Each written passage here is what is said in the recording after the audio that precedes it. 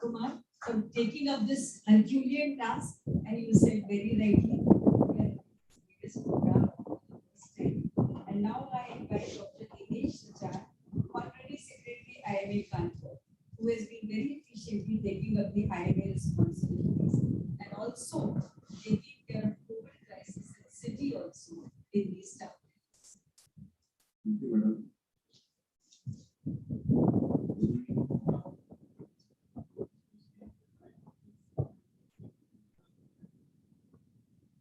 So,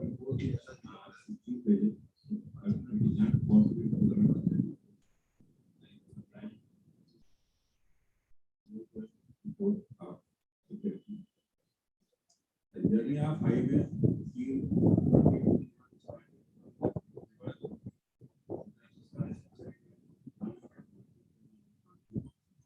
charge of highway is middle of the coronavirus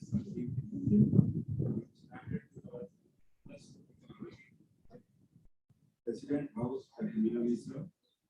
Since then, we have conducted various highway activities.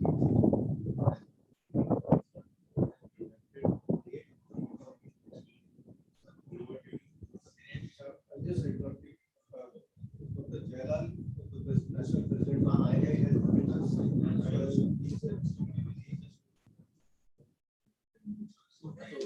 request Dr. Jalal to please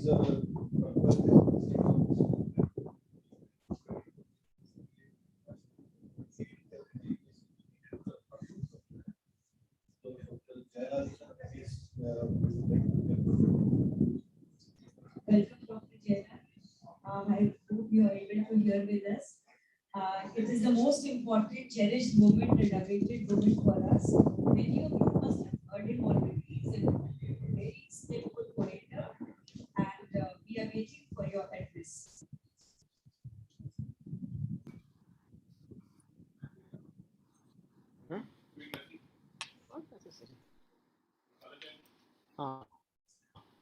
Dr. Jena is our national president, and he is very much dedicated to IAP activities.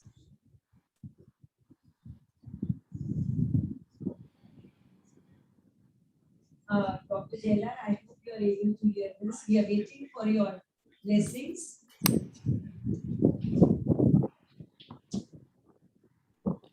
Thank you.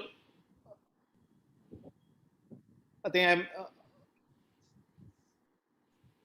so you already started the program? Yes, yes. Okay. Okay. We just finished the meeting. We'll be there. So thank you very much for asking us to be with you. Uh, you can start or you want me to talk? Yes, we want your blessings. Okay.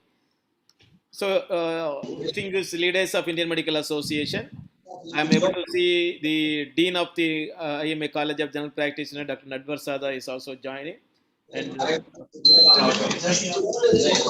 Sir नमस्कार sir Namaskar, Namaskar.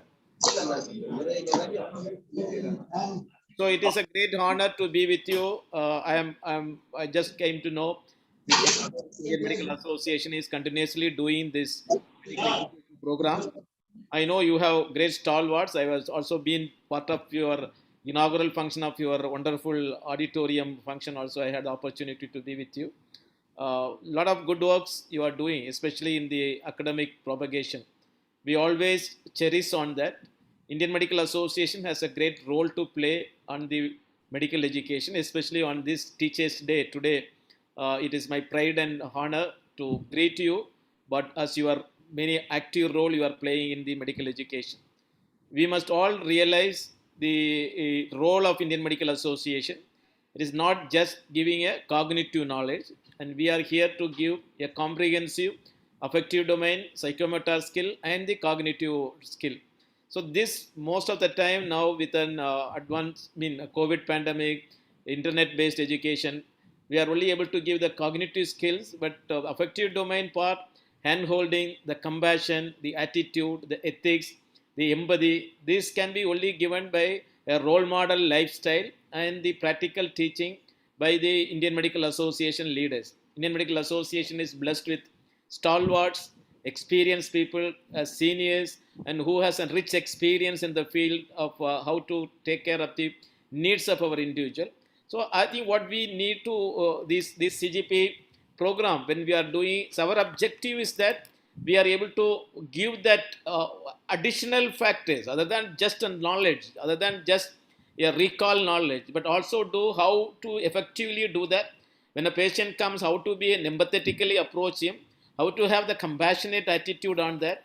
And this is a one major component what we are expecting on the CGP to teach to our doctors, and this conference is also intended that. Equally, on another side of that, apart from this knowledge part, the how to conduct a financial problem of the hospital, how to conduct the issues which is faced in the hospital, how to be safeguard your practice, all these practical guidelines and most of our topics should be there.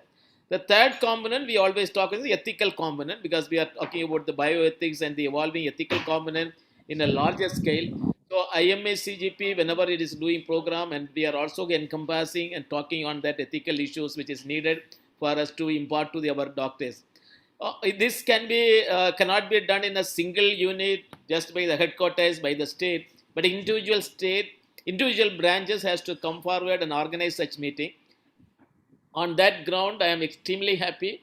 IMA Kanpur is taking up this responsibility of conducting this continuous medical education. I always call it as a continuing professional development program than just a medical education. We are not only talking on the part of giving knowledge to the people, but professionally in a holistic way to develop an individual. When we talk about Indian medical graduate, which is the National Medical Commission or the Medical Council of India, what they envision a doctor when they are coming out of the medical education college, they have to be many important 5 roles.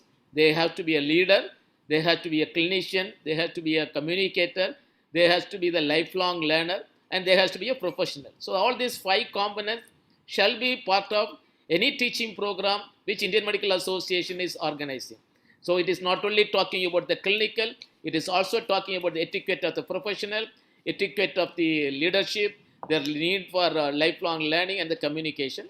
I'm happy that you are doing that, and I take this opportunity from the headquarters to congratulate you, appreciate you, and applaud your good effort. And I'm happy happy to inform your dean of the College of General Practice is promoted as the director ESI of the Madhya Pradesh state. So it is a great privilege. We just honored him in a function. So he is also joining, and it will be a great blessing. Once again, I thank the leaders of IMA Kanpur for this excellent program. Thank you very much for inviting me to be part of it. I'm looking forward to meet you all in your place, and continuously I'm talking to you through the this online program. I'm sure we'll have an opportunity to meet you in person and be part of you. Thank you very much. For a great inputs and visionary approach. And now we would request our guest of honor, Dr. Nashma Sharda, and he is already there, quite helpful. So I would request him to give his blessings. Dr. Nashma Sharda, presence, and you already know that Kanpur IMACGP unique in the way that it is a 7 days continuous course, and many times IMACGP Kanpur has won the best IMACGP program. So I request Dr. Sharda, please address us.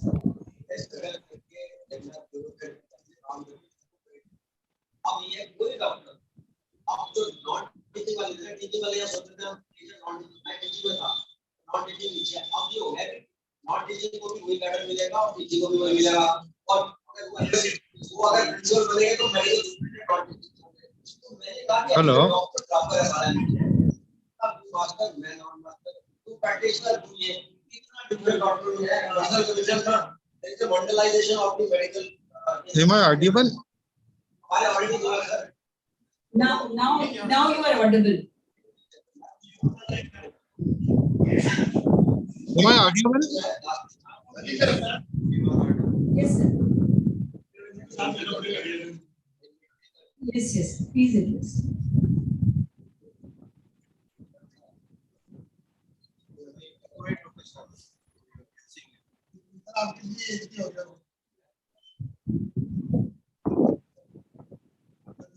मैं president था वो आप इधर मुझे आप गए थे आपके देखा होगा Am I audible?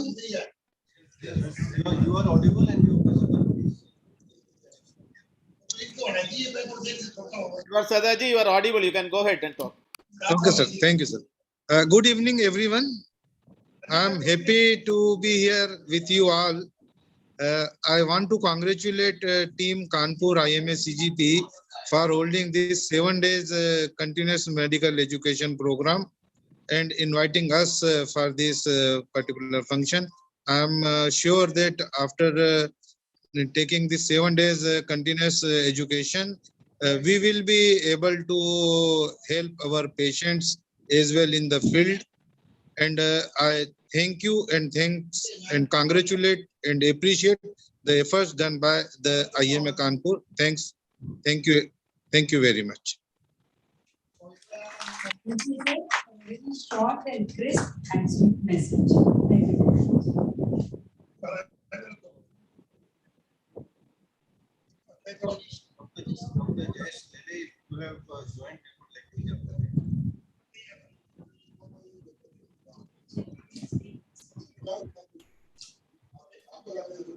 Dr. Denish, please continue with the brief report. Thank you, madam.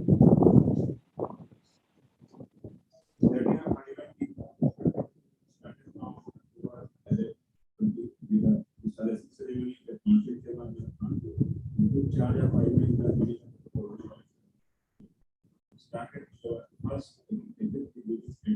President House, President House. Since then we have conducted various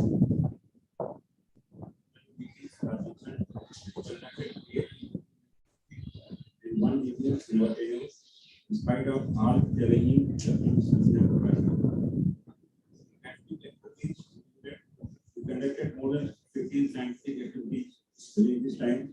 We various fields, delivers their talk regarding humanity, related to humanity. This humanity is provided telemedicine services to the people of Kanpur, more than 5,000 daily consultations were provided by IMACGP. Sports activities, various sports activities were conducted by our team, in which IMACGP teams various games of road games were organized in the international Green Park, Kanpur, with people of IMACGP members and their families participated. Cultural activity, in spite of funding, we organized IMACGP picnic and holy meal. Public health, we staged a protest against the policy of the government of India and snacks and delay employees tax and Save Healthcare India movement, say no to Mitral.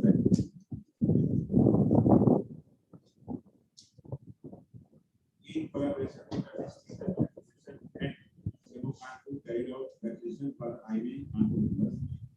Other activity, we assisted IV members and their family members to access medical care barriers for future service country. We also organized a campaign in association with the district and CMO to help our members to share clinic registration, biomedical waste registration, and supply rate in purchase of fire fighting system and supply rate. Address the various problems of our members. We met various district administration, including DIG, police commissioners, and commissioners. We got answered people by the section committee around our IMACGP. We also celebrated World Traffic Day in association with Kanpur Traffic Association. We celebrated World AIDS Day, Women's Day in association with Oxy, Obesity Day in association with Perfect Foundation.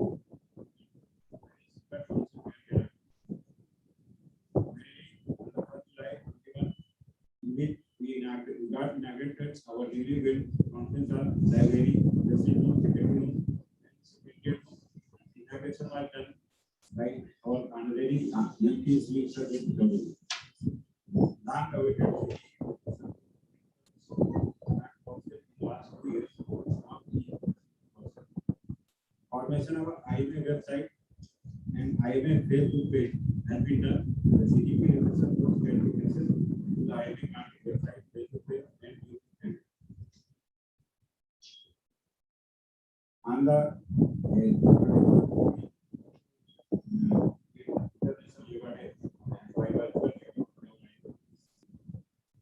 at the election 21-20, the DSP Katyal has been elected as chairman of the election. Annual IMA election. Thank you.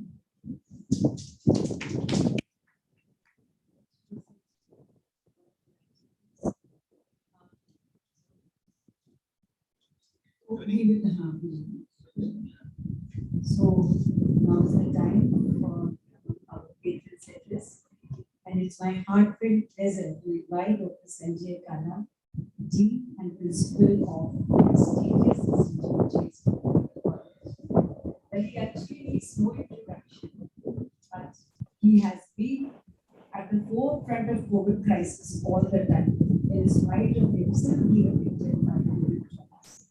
He stood up again with the G and much perseverance. His exemplary dedication, devotion towards work is second to none, and his work is appreciated personally by our Honorable Prime Minister, Mr. Narendra Modi. I don't know how many of you know. I want to know that for some time he was taking hold of the two dual chapters of his book. And I think it was possible only by him taking up shoulder this responsibility. And request Dr. Sanjay Khanna to such a kind introduction, although I may not deserve it. Welcome you all today. I welcome especially President, Dr. Neelam Mishra, our Secretary, Honorary Secretary, Dr. Desh, Dr. Ravi, which is the main force behind this IMACGP course, and Dr. Bajwa, and all the stalwarts sitting in front. I'm reminded of a few words of a poem. If you remember, some of you must have heard the rock band called as the Doors. That was way back in 1969, I think, that the foundation of this band was laid down. So the Doors word was taken from a poem. It's just that the few words I'm just reciting those words. When the doors of the perceptions are closed, the vision becomes as clear as it will. Means when you have a vision, then only there and then selfless vision can lead to peace. And this right now I'm seeing in front of my eyes. Roughly 17 years back, when I came in this building, there was a shabby building with few walls and ceiling was there. So I was thinking at that time, what will happen? What's going to happen to this building? Because there's so many doctors are there, and why can't we build up this? So before I can imagine all these things, already you people have done this. So I congratulate all the my teachers and today's Teachers Day. So just I need your blessings before I start my innings in Arterial College. I worked very hard. I lost my brother, real brother, on 29th of January, and 5 of my relatives in COVID. I and myself had COVID twice, and people stopped me after first COVID on 20th January when I lost my real brother. They said, "Don't go inside because you have your friends. So you're only breadwinner right now in your family, and we'll take care of your family." I just said that look, I have only 2 or 3 families. There are so many other families which are lying inside. So I went inside. I used to stay 6 to 8 hours inside, and when I used to come outside, my shoes were literally they were feathered. 6 to 8 hours I used to spend inside. As a principal, I am not supposed to go inside, but so as to just give support to my doctors, junior doctors, my seniors, and my staff. I used to go inside. So that was a really tough time, but it's not that I've been awarded in the sense. I never have to. I never said government to push me to the gun.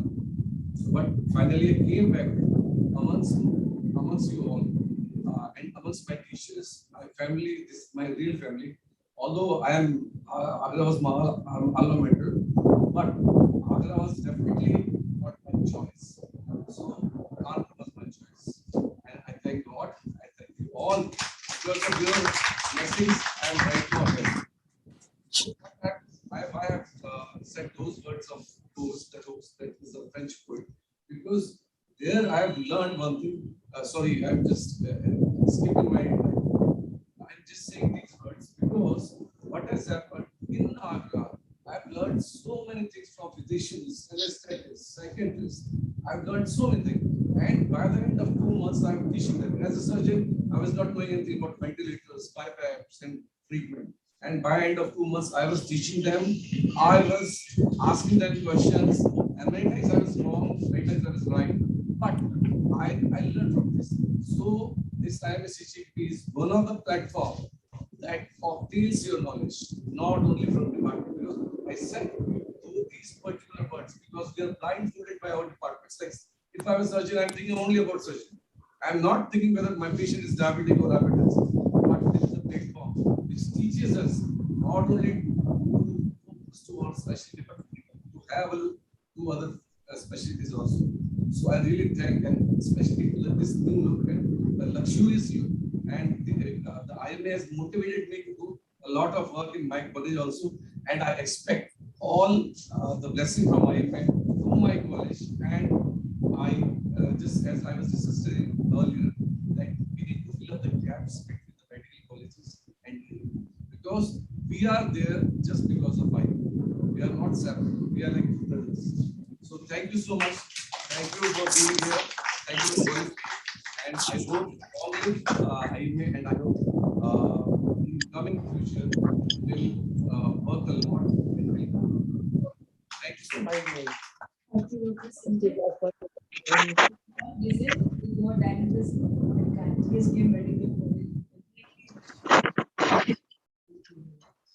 So our next, we are thankful. We have a next guest of honor, Dr. Jaidesh, and we have joined.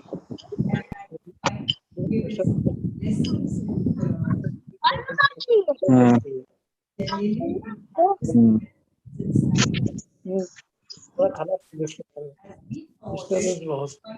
because he has been recognized for his work into the IME. Dr. Lele, if you are able to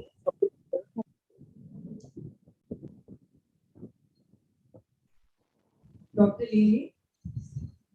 Yeah, am I audible? Yeah, you are audible now. So please address you.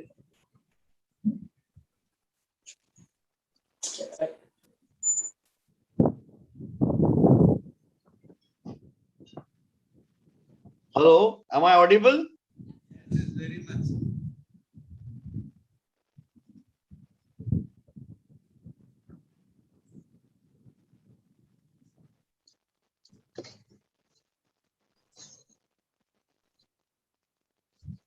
Hello. Yes, doctor, we are able to hear you. Yeah, good evening. I am Dr. Lele, General Secretary, Indian Medical Association Headquarters. And first of all, let me appreciate and congratulate each and everyone, all the medical teachers, because I feel basically we are learners and we are teachers. We do the same thing at both the times. And today, very important day on 5th September, on Teachers' Day, the CGP conference is being organized. So I congratulate the entire Kanpur team who is arranging this, CGP team who is organizing this, all the faculties who are going to speak for this important occasion. And really, it's a great opportunity to me to speak to you all the delegates of this CGP program. Today, CGP is one of the leading in all the faculties because everybody, all councils have recognized the CGP activities. Not only that, the credit point system has been there to stay. And fortunately for all of us, we have been able to do all the IMA branches, all the CGP branches have been conducting this webinars across India in spite of the last 1.5 great difficult year, problematic year. We have been able to teach our doctors by way of this webinars, and the CGP he's made a very pivotal and a important role in teaching and updating the knowledge in day to day.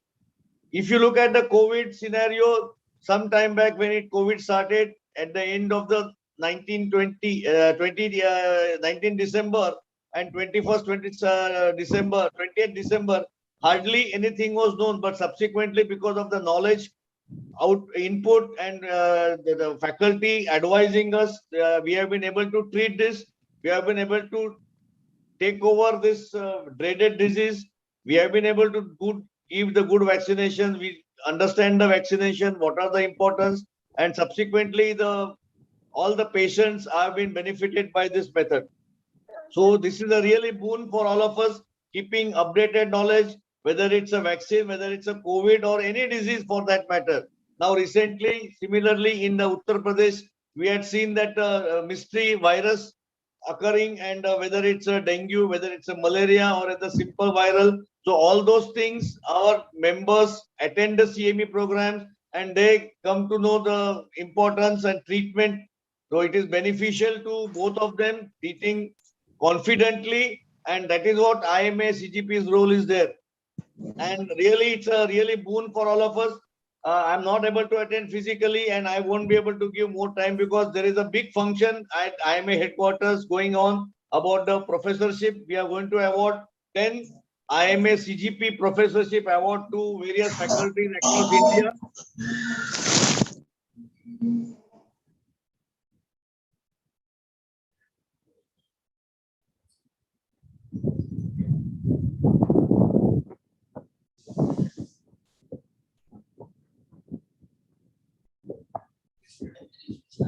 Thank you, Dr. Jelly, for your kind words. And now the last but the most important work is there.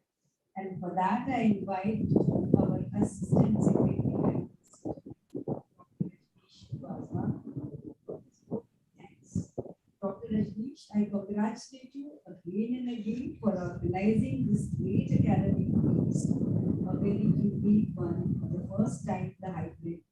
We know it's a very Herculean task to organize such mega events, and especially virtual and offline both. So it becomes a double mission. And we know that it's not a work of 2 days or 2 weeks, it's a matter of months together when you have been conceptualizing, visualizing, putting into the hardcore reality. So I invite you for a vote of thanks.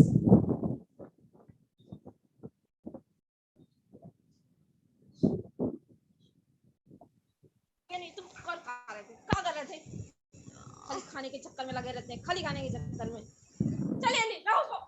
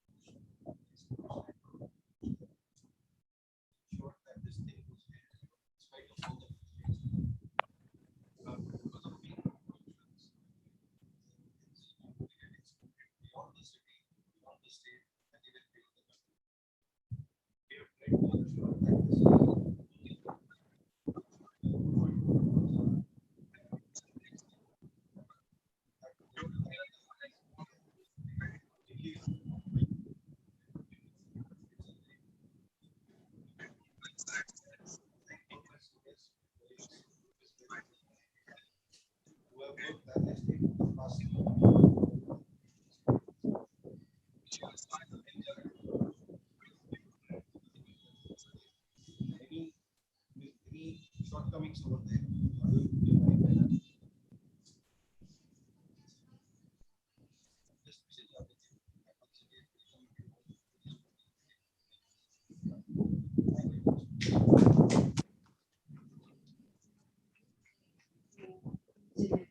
And now stand for a gentleman. National anthem.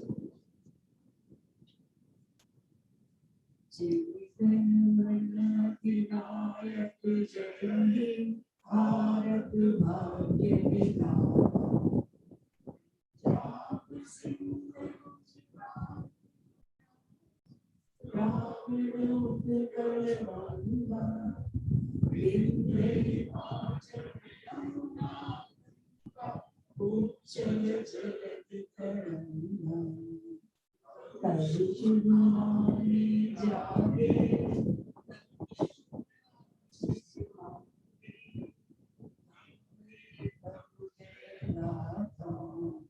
Jana Gana मंगलदायक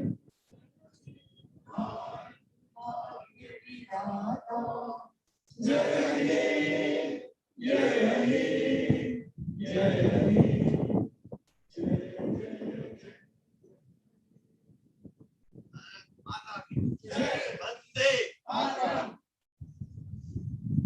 Long live. That's right.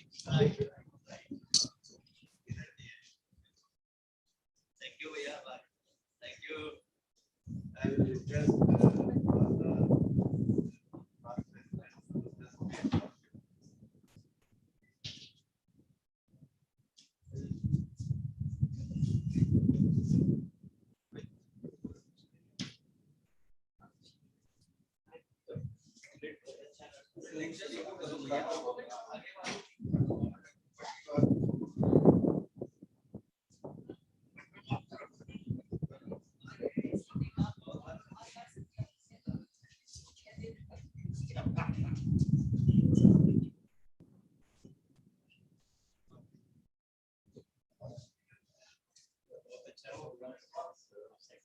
All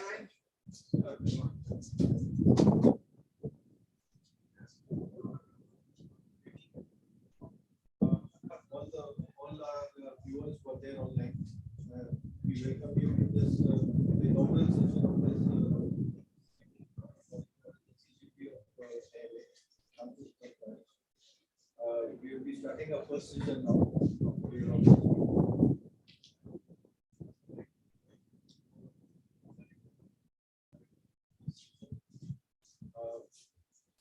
Dr. Dalin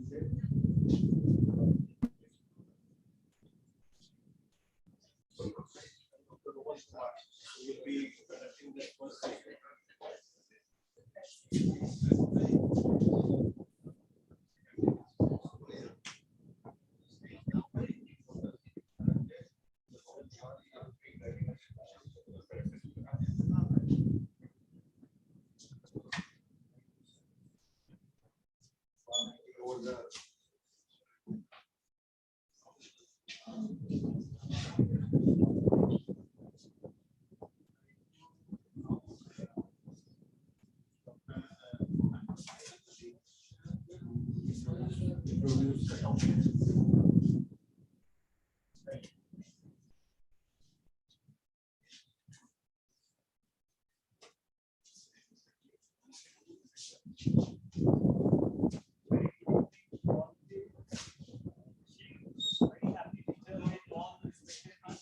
Doctors, experts from various medical and surgical specialties.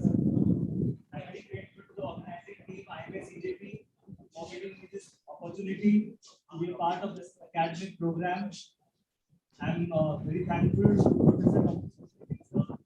who has taken out this time, this schedule, and enlightening us on an important topic. I'm also very grateful to all the esteemed members who are attending this program, both in person and online platform. So today's topic is about neuropsychiatric manifestations of COVID-19. We all have witnessed a very stressful and critical situation of COVID-19, which is not seen by us before. Still, we are not sure what is coming next. The situation has taught us so many life lessons.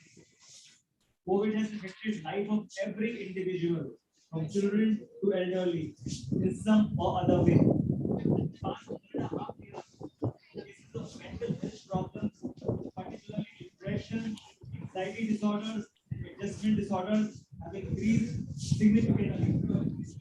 There is a lot of anxiety and fear about getting infected, stress of work getting affected, especially in the second wave.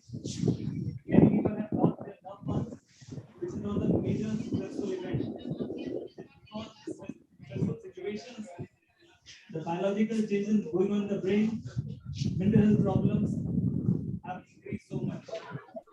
Now, I would like to invite our another program director, Dr. Dhananjay sir, head of department, PhD Neurology, Psychiatry Department. Thank you so much, sir.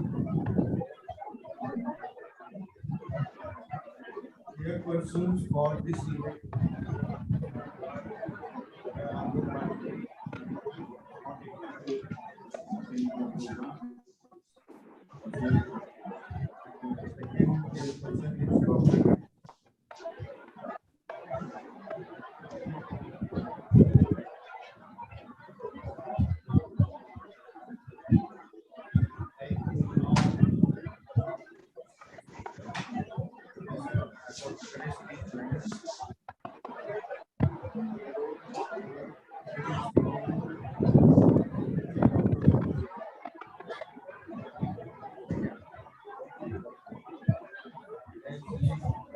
Honorary of Indian Journal of Psychiatry, till date.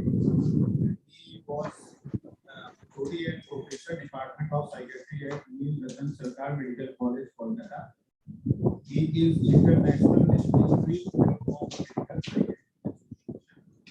He has publication in his name.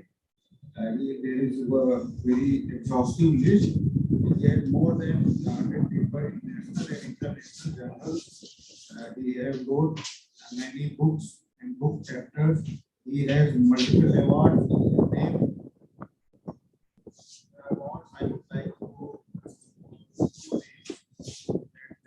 received her Golden Jubilee Oration Award and in Bhutan Medical College 2019. Research seal in the Swas Memorial Oration, College of Medicine and Surgery, Sagar Jattak 2020. Very good orator, researcher, is very good teacher, and I would like to deliver his talk on COVID manifestations, psychiatric manifestation of COVID-19.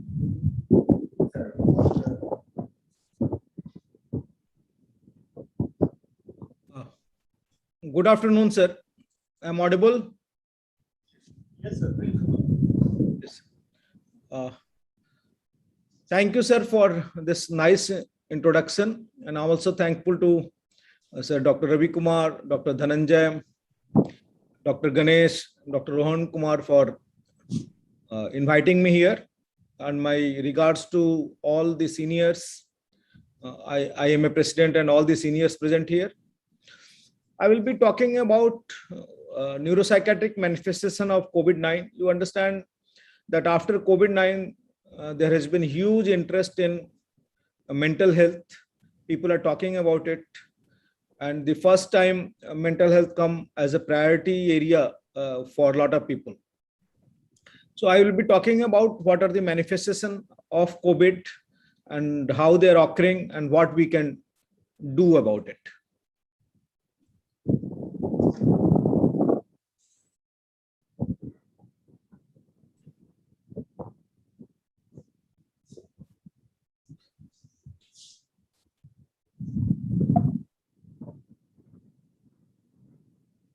So we know that pandemics come and pandemics change world. After every pandemic, there has been change. We know the plague of Justinian, then Black Sea smallpox, which lead to, in fact, the invention of quarantine. What we are talking about a 40 days quarantine from 40. And then cholera, which we know that it is a victory for public health research. And we know people have different theories that whether it occurs due to miasma, due to other things, but ultimately it was located to a tube well and water. It was proved that it is a waterborne disease. Of course, Spanish flu, which is similar, from where we are learning a lot of lessons, SARS and MERS, which is still ongoing, and of course, COVID. I always say that all disorders are sort of biopsycho-politico-social diseases. The cholera, when cholera reached the parliament, then they were very much concerned about cholera and they take actions. Polio also, we know that it has been warned by not only the vaccine, but the person not taking patent for vaccine, and also a lot of effort by all the people to vaccinate and immunize. So COVID is also, so a lot of problems of COVID are due to disease, due to virus, due to other related things like lockdown, isolations, economic factors, and all other things. So we will be talking in this framework. Just to introduce that it is a positive sense, single-stranded enveloped RNA virus with crown-like morphology. That's why it is called corona. It is a human coronavirus in the beta genera of the Coronaviridae family. And this is also includes severe acute respiratory syndrome coronavirus, SARS-CoV-1, Middle-East respiratory syndrome related coronavirus, MERS-CoV-1, SCOV-OC43, and SCOV-KHU1. So different families of virus are there in different regions and has been affecting. Coming to mechanism of action, one of the main mechanism of action is the binds with angiotensin converting enzyme 2 on the target cell surface, which facilitates fusion of virus and host membrane. ACE2 exists in the lungs, GI tract, myocardial, renal tubules, bladder, and of course, now people are talking about that it is also present in brain. And these are the areas which are affected by the coronavirus. Primarily started with lungs, but people came with the GI tract, and a lot of people have died after myocardial infarction after recovering from the COVID. A lot of young people, and of course, it affects the renal bladder, tubules, and I will be talking about brain.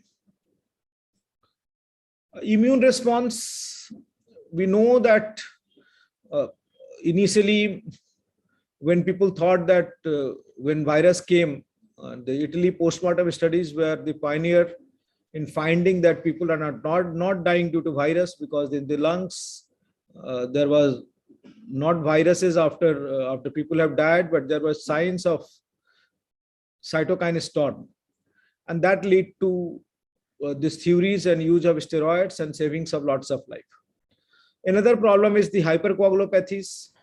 That's why we, whenever I was also infected, we were checking dimer, ferritin, and of course, coagulopathy leads to multi-organ failure and treatment with steroids due to this immune response. So why this immune response occurs? I'm not going into detail. I'm not a virologist, but something is important for psychiatry. That's why I'm talking about it. Influenza AM2 channels share a ligand with NMDAR, which forms the basis of autoimmune response. We get a lot of autoimmune encephalitis or NMDA encephalitis. So influenza virus, or probably this coronavirus, shares a ligand with NMDA receptors,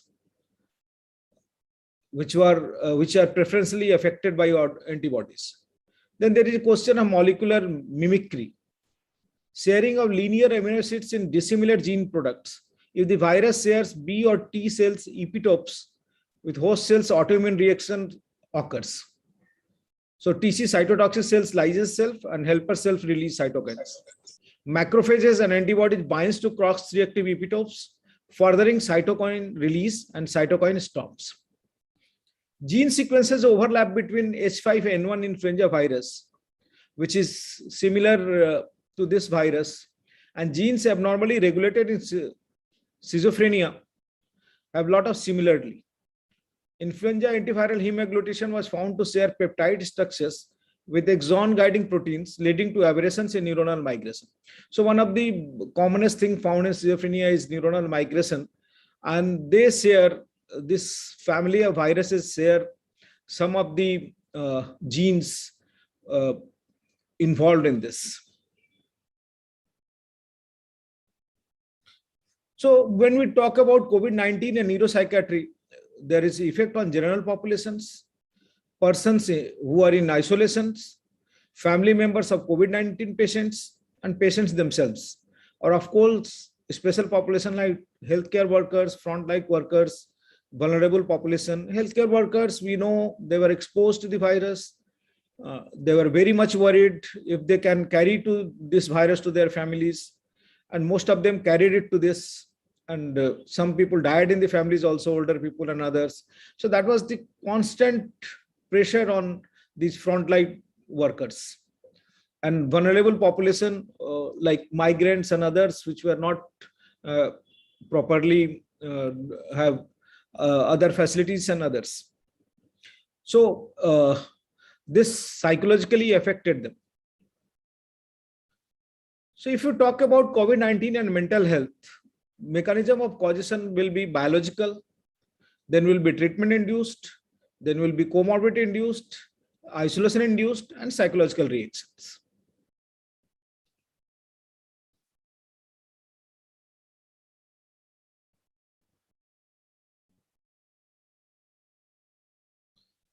So first we talk about direct viral invasion.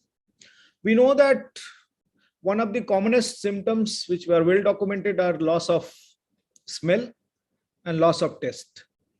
So it was considered that this is a neurotropic virus, and in laboratory it was found that it is a neurotropic virus. And it was thought that direct CNS invasion can occur, through olfactory axonal migration, and it was proposed. Though some viruses has been found in CNS, but this insult appears to be uncommon. So ultimately, though it was found to be neurotropic in laboratory, however, subsequent work has shown that it is olfactory epithelial cells, which were affected primarily rather than the neurons, and which provide metabolic support for the olfactory sensory neurons rather than the neurons themselves, that are most likely involved. So generally in CNS, virus do not migrate through axons to the CNS. So direct kind of SARS-CoV infection can occur mainly at the blood-brain barrier. So transcellular migration through host endothelial cells, paracellular migration through tight junctions, an immune system Trojan horse cell passing through the blood-brain barrier. So this is the mechanism where this virus can reach the CNS. Neurons have high density of ACE2 and high binding to coronaviruses if they cross the blood-brain barrier. So SARS-CoV-2 can lie latent in the neurons of patients who recover from acute effects of COVID-19, increasing the risk of long-term consequences by causing demyelination and neurodegeneration. So dementia is coming as a big way of the long-term effect of COVID virus, and this may be one of the probable mechanisms. If we summarize this effect on brain, so there may be direct access through epithelial cells, then hematological access to CNS, then persistent spread, then microglia astrocyte mediated neurotoxicity, which I will come. Cytokine storm is the mainly IL-6, TNF alpha, IL-1 beta. So this affects the neurons, antigen presentation, and the immune reactions. So that affects the brain, mainly virus directly and by immune response. So what will be the neuronal diseases? It has been found that any kind of antibodies first attack substantia nigra. So Parkinsonism is very common in these people. And again, it has been found that olfactory abnormalities are one of the earliest symptoms of Parkinsonism. So Parkinsonism is very common, which may ultimately lead to dementia. Due to coagulopathies, all kinds of cerebrovascular accidents, from mild ischemia, global ischemia to thrombosis and Cbgs directly affecting the brain. Delirium due to multivarious causes, and of course that may lead to dementia, convulsions in early stages. Autoimmune encephalitis, I have talked about NMDA receptor encephalitis, which presents with psychotic-like symptoms, and brain fog. People are talking about brain fog, which will be symptoms of long COVID.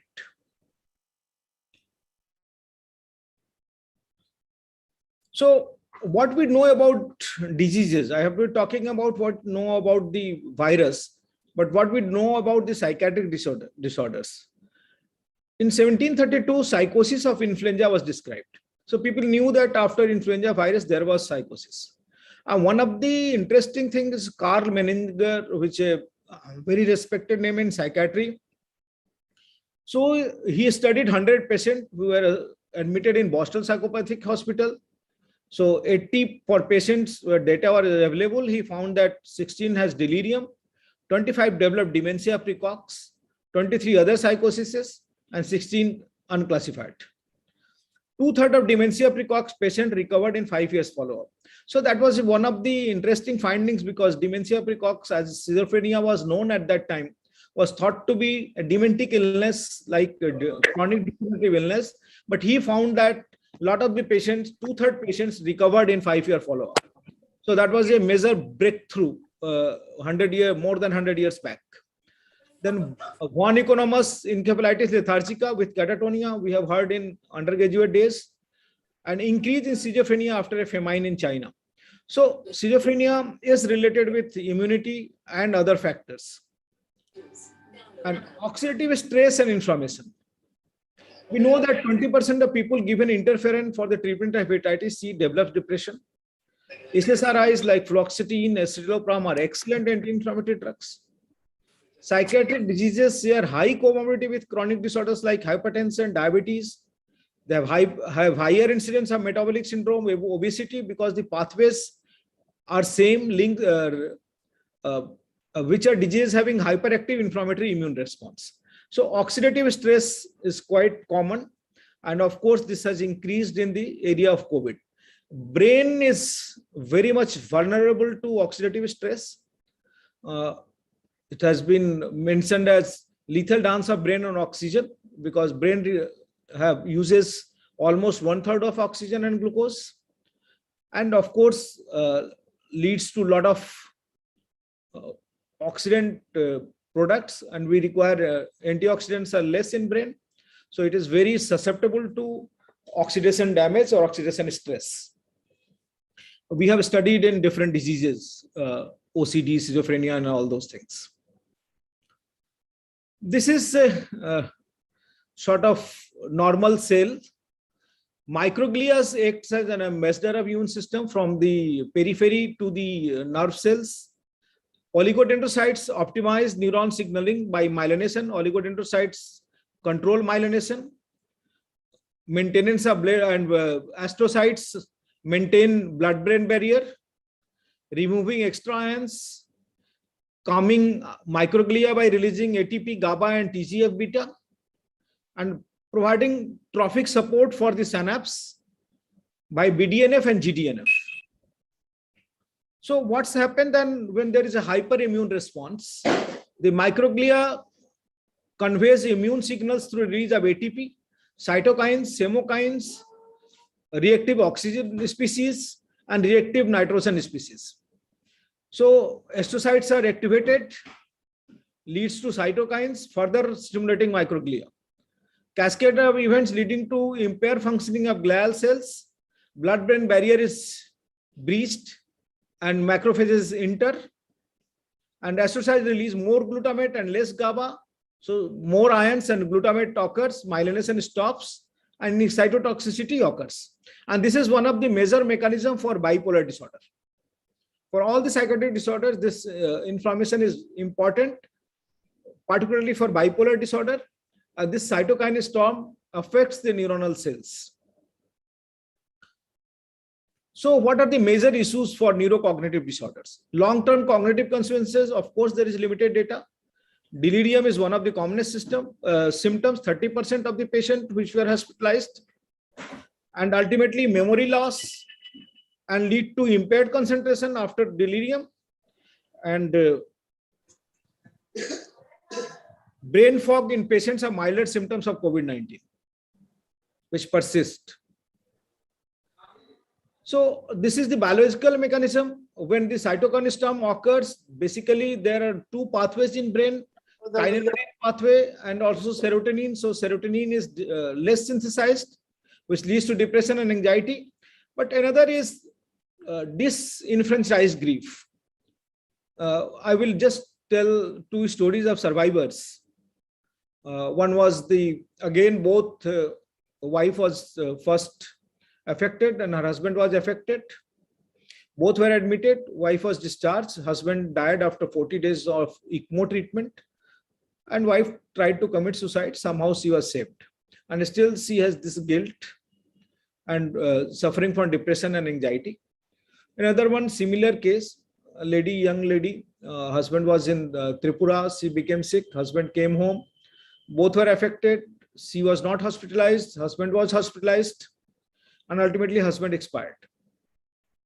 And she has a 3 years old kid, and she always blames that she is the one who carried the virus home.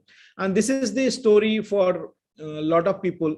And there is a question of disenfranchised grief. I will be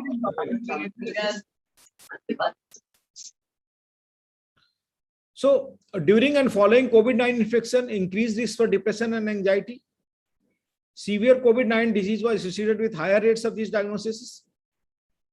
And COVID-19 patients have higher rates of psychiatric diagnoses when compared to controls. 1 month following infection, around 38% report depressive symptoms. 22 to 42% report anxiety symptoms, greater than 20% report obsessive compulsive symptoms. Risk factors were females, those with infected family members, post-infection physical discomfort, severe infection, elevated inflammatory markers, and prior psychiatric diagnosis, which were risk factors for mood and anxiety disorders. Suicidality as an independent risk factors. I have said that suicidality is also common due to external factors of survival guilt, family members dying, economic factors, but it also decreases serotonin. As we know that serotonin, less serotonin has been elevated, found to be associated with suicidality. So suicidality in COVID-19 has come out as an independent risk factor.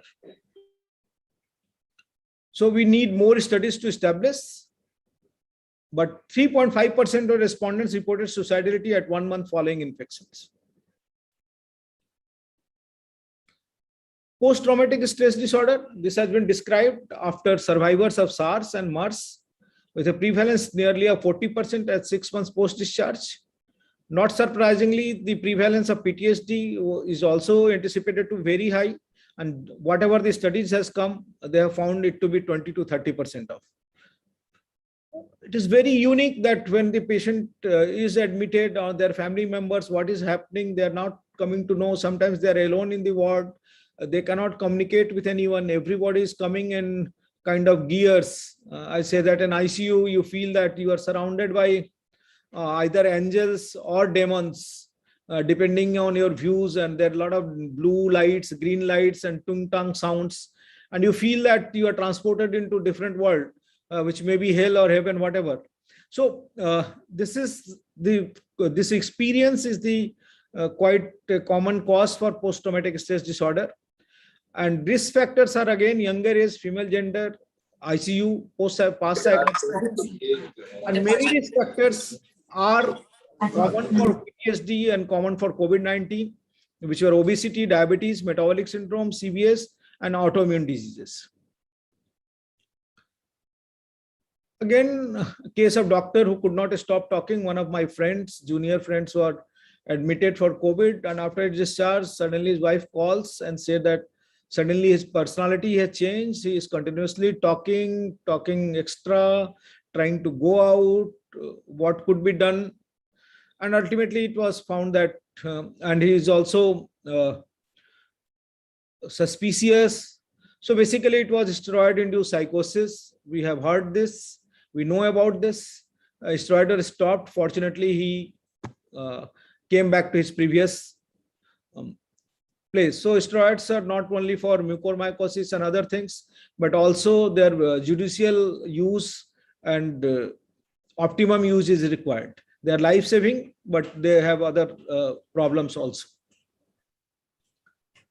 Brain fog, which is happening with a lot of people, mainly presents with lack of concentration. People are misplacing things, and while talking or while doing something, they forget what they were doing, and suddenly then again they start and find very difficult to concentrate. That was the brain fog symptoms, which happening generally resolves around 2 to 3 months post infection, post recovery. Then there is long COVID and panic symptoms. Apart from whatever it was, maybe there we had a case which was though ECG ST suppression was noted in isolated ECG leads suspecting post-COVID arrhythmia, but after complete monitoring, it was found that she was suffering from panic disorder, and after medication, she improved. So panic disorders along with anxiety and depressive disorders. This is one of the major studies of 6 months follow-up, Lancet Psychiatry in April 2021. Around 236,379 patients. Electronic data was given. They found 3 cohorts: COVID, influenza, or any respiratory infection. It was found that of COVID, incidence of neurological and psychiatric disorders are highest, followed by influenza, followed by any other respiratory infections. 36 to 62% have neurological and psychiatric disorders. ITU admission people have 46 to 62%. Psychiatric disorders like depression and anxiety were weakly associated with severity of the disease. Even in mild cases, that was much, but all the neurological disorders were directly correlated with severity of the infections, which is understandable.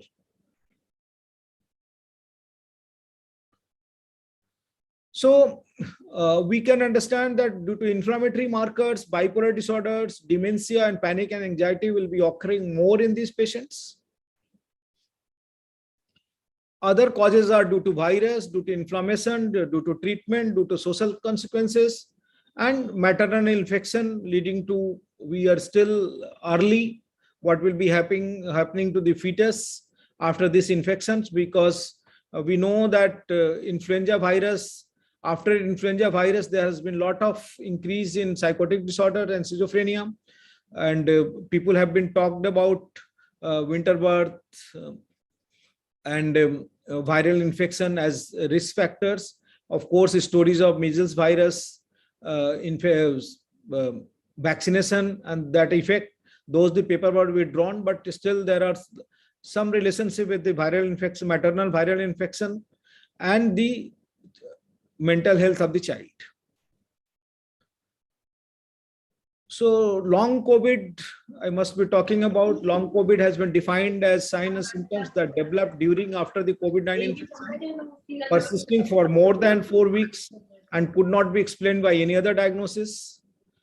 Long COVID consists of two categories: ongoing symptomatic COVID-19 and post-COVID-19 symptoms, which means symptoms persistence beyond 12 weeks.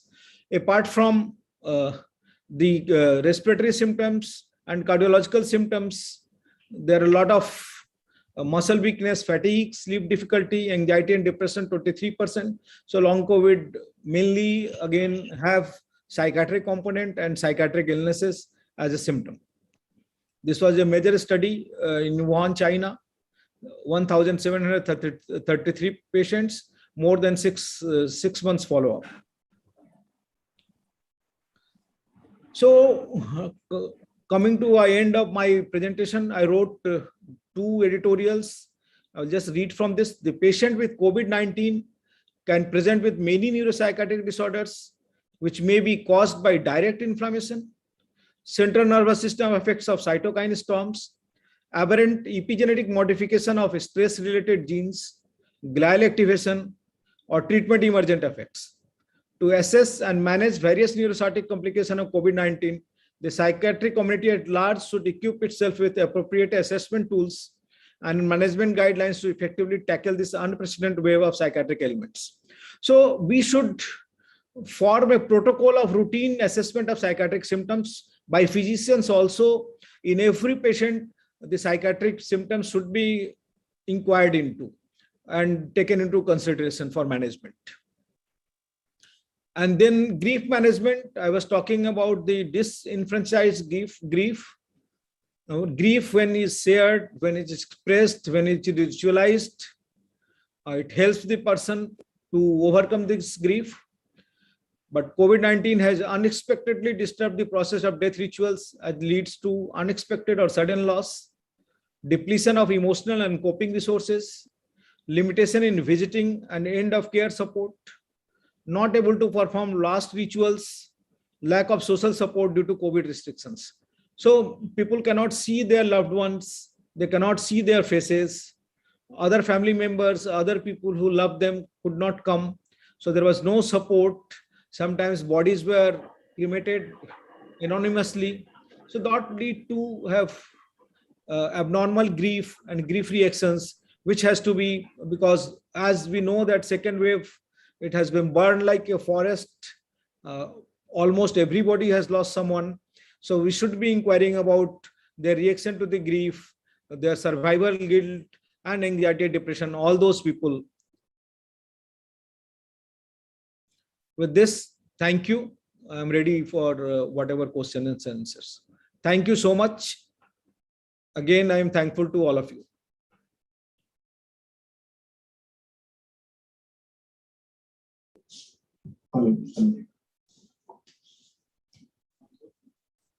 Thank you so much, Sir, for this enthralling and elaborate talk. This was indeed a treat to listen to you because you covered all the biological as well as psychiatric aspects so nicely of this COVID-19 pandemic. I request the audience to kindly post your questions in the comment box, chat box. We can hear coming from the respected Alok Bajpayee sir. COVID has also caused a huge surge in soft spectrum anxiety, also relapse of episodes in already diagnosed. Probably the insecurity as a psychological threat. Yes, sir, that is very true, sir. Particularly the people who are diagnosed before, they were more susceptible. Prior psychiatric history was one of the major causes. And again, treatment gap due to COVID and also the availability of drugs and other things also lead to this. Thank you, sir. Any audience who want to ask questions, kindly raise your hand so that we can unmute you and we can take your question.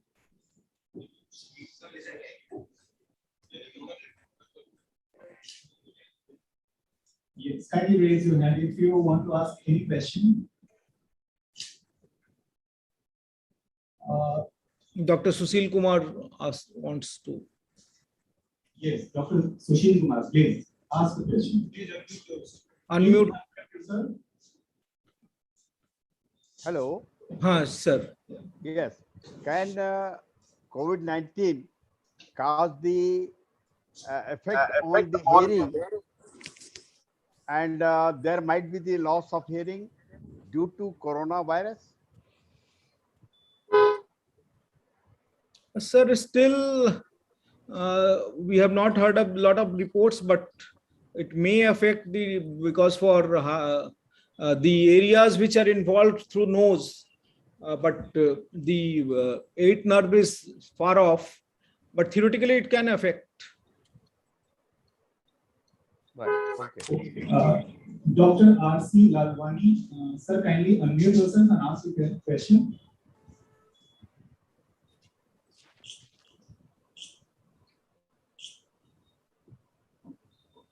Dr. R.C. Lalwani, am I audible to you, sir?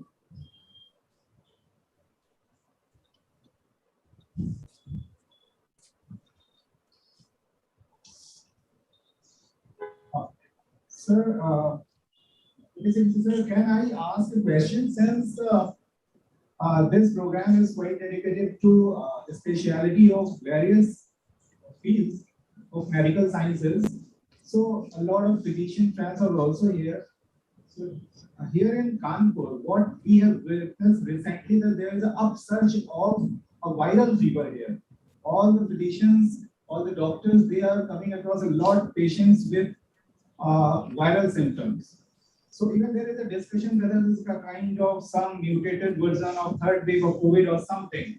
So the thing is this, it is causing a lot of anxiety amongst all, not only general population, but also amongst doctors as well. So if this kind of patients come to physician and they express a lot of anxiety, whether they are suffering from COVID or not, what is your suggestion? What physician should handle such cases? Sir, first of thing, information is very important. So they has to be categorized and what kind of infections they are. Because without information, we cannot say that they are harmless or harmful.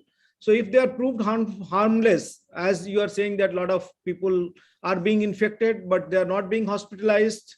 So that information can go and people will feel secure. Like in early stages, every case was being hospitalized for COVID. Later, people realize that 90% people do not realize hospitalization. So a lot of people have less fear of the disease. So similarly, we have to categorize why it is occurring. At least some cases has to be priority basis on field basis tested for COVID and also for other viruses as a research method. And then we can go to public and of course we can be assured. Okay, sir. Thank you. Sir, if may I request the audience to kindly Yes, we can see Dr. Alok Bajpai sir want to say something. Sir, kindly unmute yourself. Yes. Sir, please.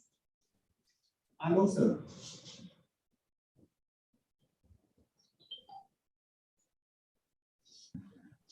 Am I audible now? Yes, sir. Very much. Sorry, sir. I should have been there in my body to chair the session, but probably some miscommunication happened. So I would add my bit to what Dr. Singh has already presented, a brilliant presentation with the biology and psychology. One of the thing which we have seen, and I tried to formulate a psychological explanation of it, which may not fit into a theory, but it's a point to think over. See, in normal circumstances, a lot of people, when they are busy in the outside world, in their work or the grind of the life, a lot of the anxieties which are suppressed and largely at an unconscious level were not really surfacing up. The time and the busyness normally takes it off. But what also happened, what came as a sudden shot from the dark, was that the sudden lockdowns which happened, especially from March 22nd, 2020. I mean, there was no work. And that outside world totally stopped for people. So what people were left with was to deal with their inner anxieties, the inner turbulence, and of course, the OTT platforms and other things came much later. But the initial 3-4 months triggered, there was a significant stress for people, which almost precipitated an episode. If you remember, the number of suicides had gone up in last June and all, almost 300 or so, which we knew in 1 month. And for rest of it, all those issues which are at a very, very, or normally which are dealt with a psychological frame, they have still not gone off. So if you really see people, there is a chunk of people who have gross major psychiatric illnesses. And there's a whole bunch of people with anxiety and insecurity and the news of second wave and third wave. So we are still hanging precariously from at a mental health front, which we psychiatrists obviously have to take care that I mean, how do we go about it with psychological inputs or medication? This is what I wanted to say, because it's still not off. Yes, sir. Clear episodes have been very easy to treat, but this people who are handling on the normalcy and slight abnormalcy and insomnia, the sleep disturbances, especially the younger crowd, which are students and I mean, with a lot of uncertainty hanging around still. Now it is settling down, but I think we will see the impact of all this for a very long time. It's not easily going away. Thank you so much. Thank you. Hello, sir, for your insight. Since we are overriding the time for the second session, so before I wind up the session, I request Ravi, sir, please. Hello, Alok. We are missing you, but you talk very well and you make your presence felt. Thank you very much. We will see you soon. Okay. Thank you all. Thank you, I sir. think we are overshooting the time for this session. And since the speakers for the next session have already come in, I would like to thank the chairpersons and the program director of this session. And thank you so much, Anjali, for the presentation. Thank you. Thank you. Thank you. It was a pleasure to have you here.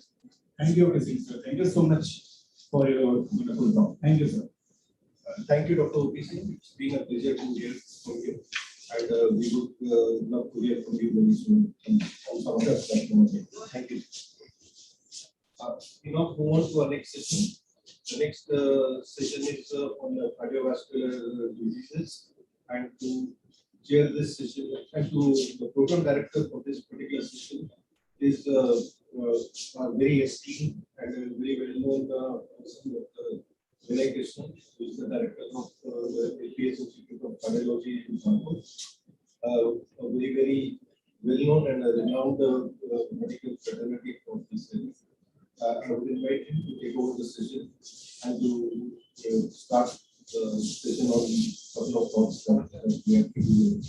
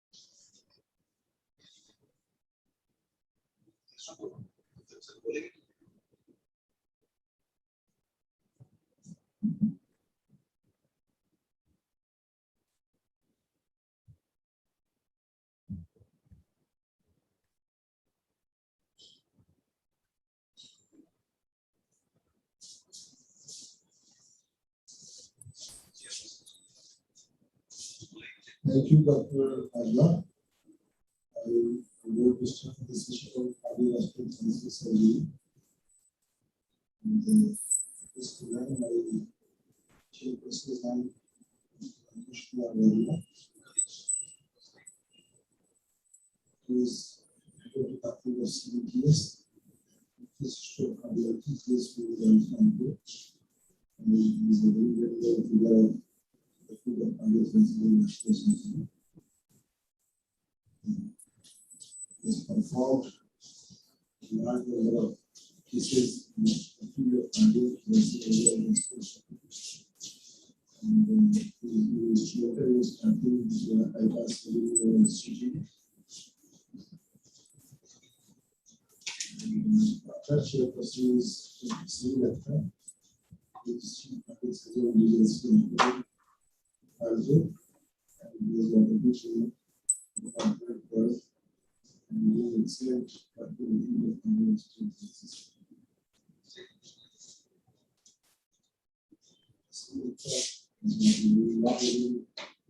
excellent at the field of cardiovascular.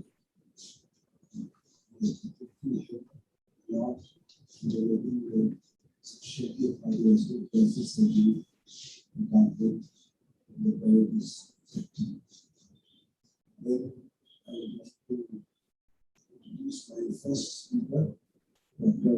Amit Singh.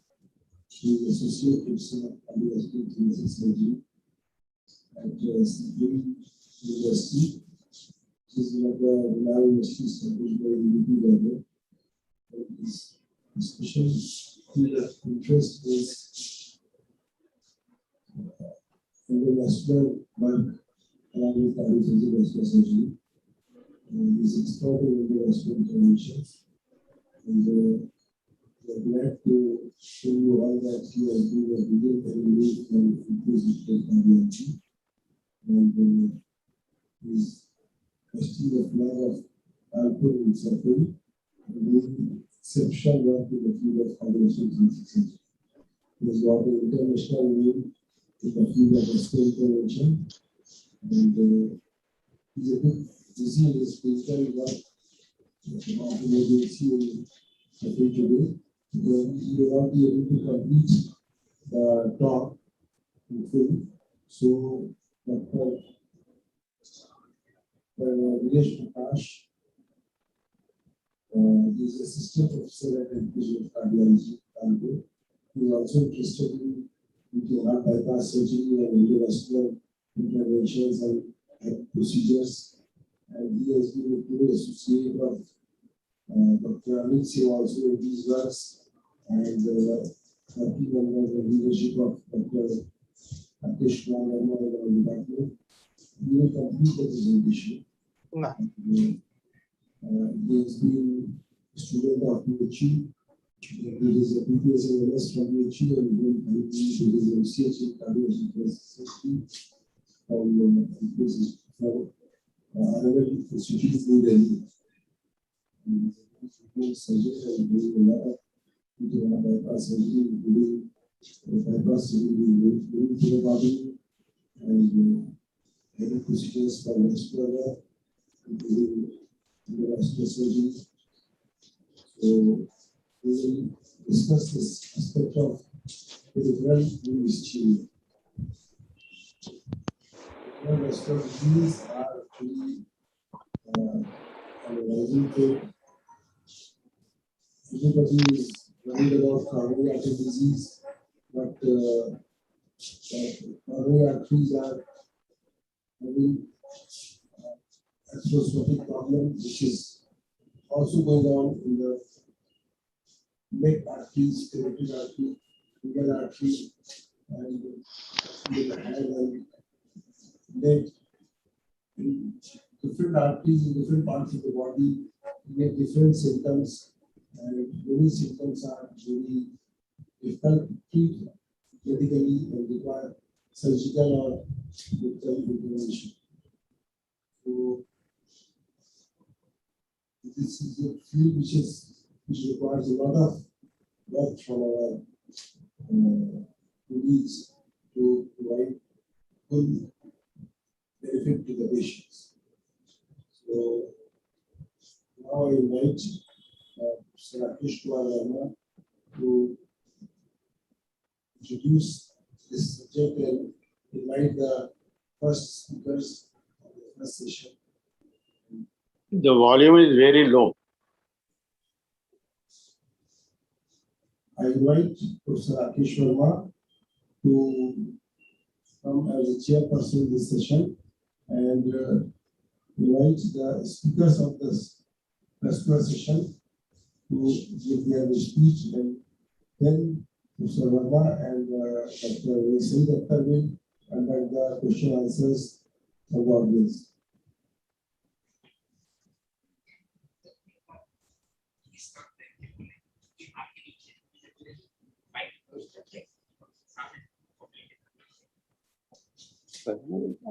Chat section होगा.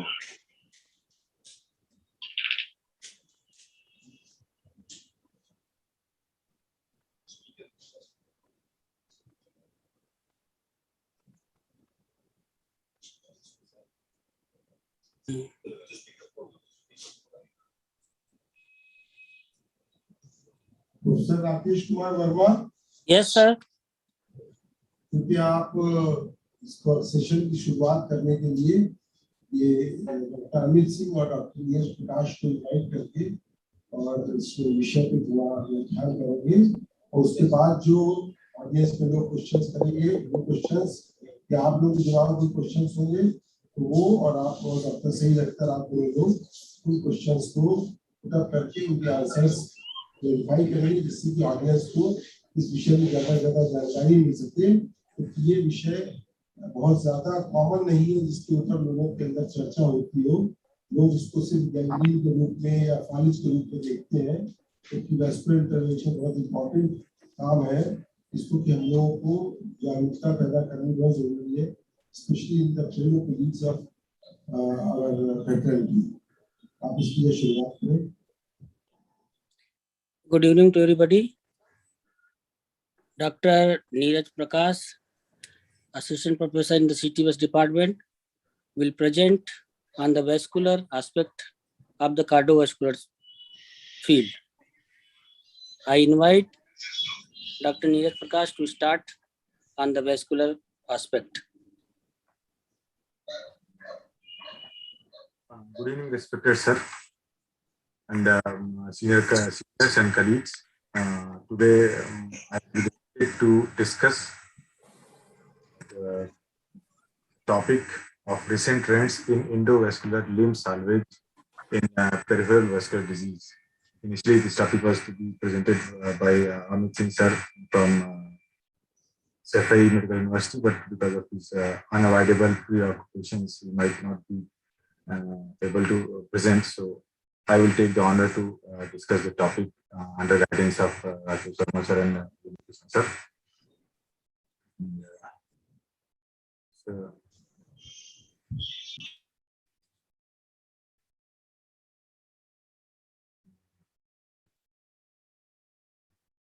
hello.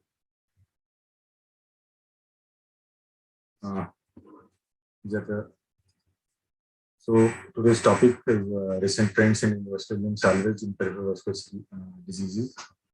I would like to disclose that there's no one of here or consultation or any products related to this presentation. First question is why to discuss endovascular when there are excellent and time-tested open surgical techniques are there. So we can review from other areas of treatment in various diseases like atrial septal defects, VSDs, Cbgs, the CMV, MAGE operations. जरा जोर से बोलिए, आपकी आवाज बहुत धीमी आ रही है. So प्रकाश जरा जोर से बोलिए. जी सर. आपकी आवाज बहुत धीमी आ रही है. We should review. अभी सर आ रही है sir. Hello, am I audible? Sir अभी आ रही है. अभी आवाज आ रही है सर. आ रही क्लियर होगा, क्लियर है सर. So, जैसे as we know that treatment options in various diseases where earlier it used to be open surgical techniques which were time tested to treat the disease, and now they are shifting towards minimally invasive methods to treat, like in cases of atrial septal defects, VSDs, PDAs, where most of these cases can be managed with the minimally invasive techniques with closure devices or coils. Similarly, in case of mitral stenosis, in atrial fibrillation surgery, in coronary artery disease, in severe aortic stenosis disease, or in aortic aneurysms, which used to be managed by open surgical techniques, and they were associated with high morbidity as well as mortality. They can now be managed with lesser invasive, more cosmetic, more comfortable and less morbid techniques in most of the cases. So out of these examples, what we learn is that there is obvious tilt in favor of minimally invasive procedures like open CAV, open heart CVTs are now shifting towards minimally invasive cardiac surgeries, or even percutaneous interventions in cases of acute myocardial infarction. Similarly, open thoracic cases are now more being frequently being managed by VAT surgeries. Laparotomy is also being used lesser commonly and is being replaced gradually by laparoscopic treatment. Similarly, open vascular procedures are many of the open vascular disease can be replaced with vascular interventions. And so we have gradually developed the concept of vascular intervention first in cases of peripheral vascular disease, where we should first try vascular intervention whenever possible, because that is morbid and patient is more comfortable for patient as well as the operator also. So for these things, we have to embrace technology for skill upgradation, which will lead to optimal patient outcome and will have optimal resource utilization also. What lessons we have learned that one of the benefits of endovascular first approach, that these are minimally invasive and done under local anesthesia. There is no need for general anesthesia and bigger setup, and there are excellent technical success rates after. Told you, and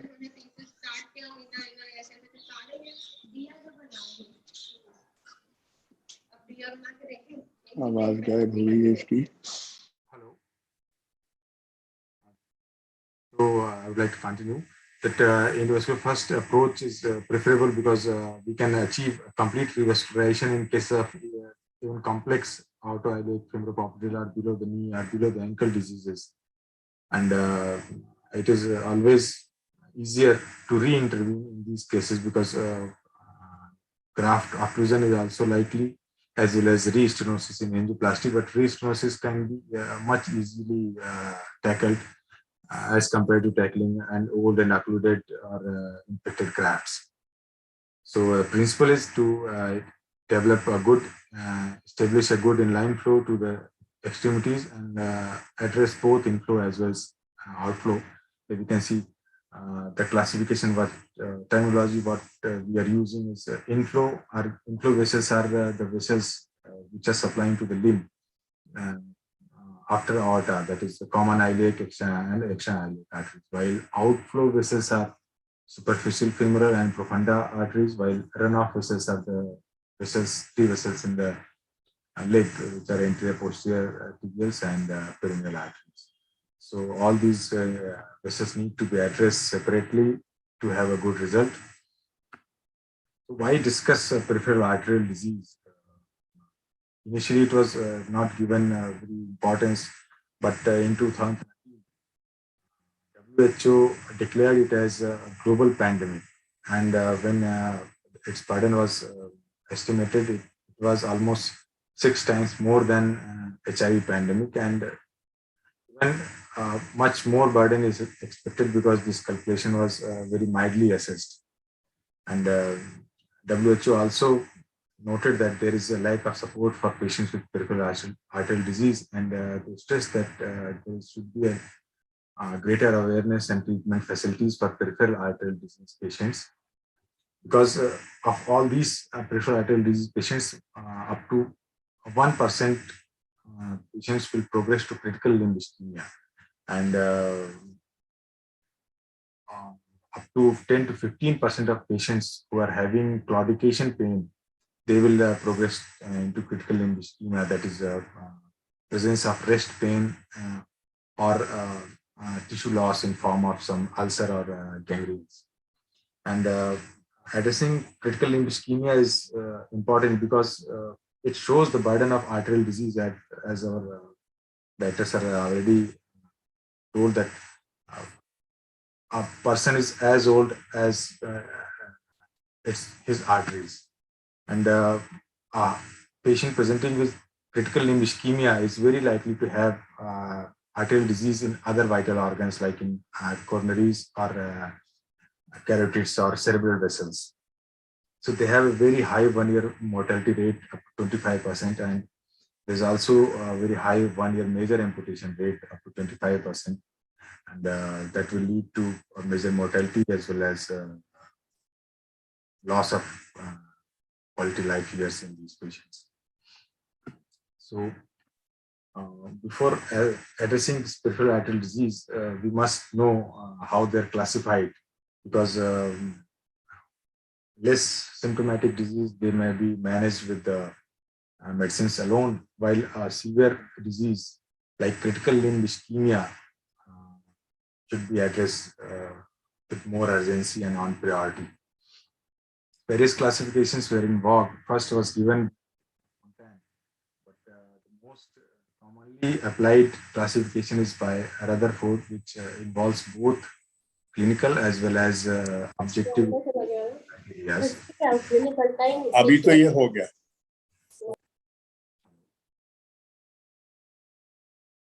So out of these classification given by Rutherford, classification grade category 4, 5 and 6 that involves ischemic rest pain or tissue loss in form of small ulcers or larger gangrenous areas.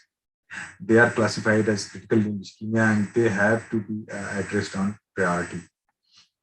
Similarly, Rutherford classification for acute limb ischemia has been classified separately, and it also classifies a threatened and salvageable limb threatened and solvable with immediate reconstruction. And third category is irreversible loss and irreversible damage. Other classifications, there's several other classifications given by various academic professional bodies like AHA classification, ACC classification. There is some classification developed based on angiosomes of lower limb, which classify the disease based on vessel supplied dermatomes of the leg. There's Wi-Fi classification, which involves classification of vascular ulcer in limb by size of wound, presence of infection, and presence of ischemia in limb. But the most widely explained and which involves the prognosis, interventional procedure, and it guides which treatment modality should be observed or performed, is the task classification of the lower limb vessel disease. And they have classified it into three types, that is autoileic lesions or femoropopliteal lesions or below the knee lesions. And in these, sub-classification has been A, B, C, and D, which are in order of increasing complexity of the disease. And task A lesions can be managed or should be managed with endovascular first approach, because they're very likely to be managed with the endovascular techniques only. While task D lesions, they're highly complex and they're least likely to be managed with the endovascular, and an open surgical technique is preferred for treatment. And they involve a long chronic total occlusions or long segments of arterial disease involving multiple arterial segments. There are similarly below the knee lesions and femoropopliteal lesions are also classified into these class A to A, B, C, D lesions. So now I will discuss the recent state of techniques which are being popularized, which are being used for the revascularization. Were initially deemed difficult to be managed with endovascular intervention. Only open surgical options were there, but now they can be managed with the endovascular techniques. Out of these, there is a retrograde popliteal approach for endovascular revascularization of flush superficial femoral artery chronic total occlusion. Here we can see that the superficial femoral artery is totally blocked and there is no runoff in this artery. Only profunda artery can be visualized, and this is also stenosed partially. In these cases, the classical approach for endovascular management would have been coming from contralateral site and trying to pass the wire into thrombosed superficial femoral artery, but the difficulty was that this wire used to slip down to the profunda, and engaging superficial femoral artery was very, very difficult. But in these cases, we can approach from below, from popliteal artery. Doctor Dinesh Prakash ji, आप time खत्म होने वाला है, तो थोड़ा summarise कर दीजिए आप, इसमें कुछ क्वेश्चन आंसर के लिए टाइम बचे. So these are the risk there in case of that is smoking, hypertension, or diabetes, coronary artery disease. Summary, I would like to say that these type of patients, which were deemed to be unsalvageable, can now be salvaged with peripheral arterial intervention. Like here, we can see that there is a gangrenous segment of there is no definite line of demarcation, and the tissue in the background is also whitish with the very less vascularity. But after intervention, good condition started appearing, and which led to complete healing of the wound. It prevented major loss of tissue in the limb, and this was only with the help of vascular intervention. It's also another patient with a very big ulcer, and after intervention, it will heal over 6 months of time. It will complete. Similarly, one patient I would like to hope that this patient was initially operated for left lower limb ischemia by axillofemoral bypass grafting, which thrombosed. Then later on, another grafting was done for femoral bypass grafting that also thrombosed and got infected. Then patient presented with acute limb ischemia. This patient was managed with the removal of this infected graft, these two infected grafts, and revascularization of common and external iliac arteries by endovascular approach from contralateral side. And you can see after revascularization and removal of this graft, this wound healed almost completely, and the leg ulcer which was there also. Similarly, what I would like to emphasize that these patients with complex lower limb arterial disease, which were not amenable to surgical or interventional treatment earlier, they can be managed, they can be treated, and can lead to a better. So, trial should be given to these patients with the endovascular approach, and they will have a better result. I would like to thank the audience if there are any questions.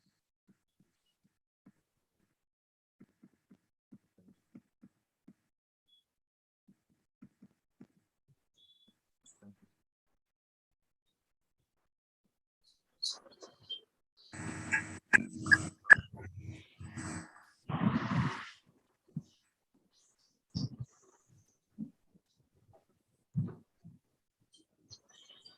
Thank you, Dr. Neeraj Prakash. You have presented very nice way. And critical limb ischemia, lower limb की ischemia, it is very common. और हम सभी लोगों को, private practitioner सभी लोगों को ध्यान देना चाहिए कि कम से कम पेशेंट अगर लोअर लिम्ब में पेन करके अपर लिम्ब में पेन करते हुए आए तो at least we touch it. Our temperature, by seeing the temperature, we can assess the it is a vascular compromise or vascular not compromise. It is simple message to the society that we should touch the limb. If the pain is severe, if there is a temperature low and loss of temperature, we must think of there is a vascular compromise limb. That is a message to all. Thank you. Thank you doctor Rakesh, आपने बहुत important online message दिया. Pen के साथ कोई भी patient आता है तो उसका टेम्परेचर तुरंत प्राइवेट डॉक्टर को देखना चाहिए. टेम्परेचर लो हो तो वैस्कुलर डिजीज समझ के उसके आगे वर्कअप करना चाहिए. डॉक्टर सईद अक्सर हमारे दूसरे चेयरपर्सन है, मैं अनुरोध करूंगा कुछ लोग अगर इस विषय में बात पूछना चाहें या कुछ बताना चाहें तो उनका स्वागत है. डॉक्टर सईद अख्तर.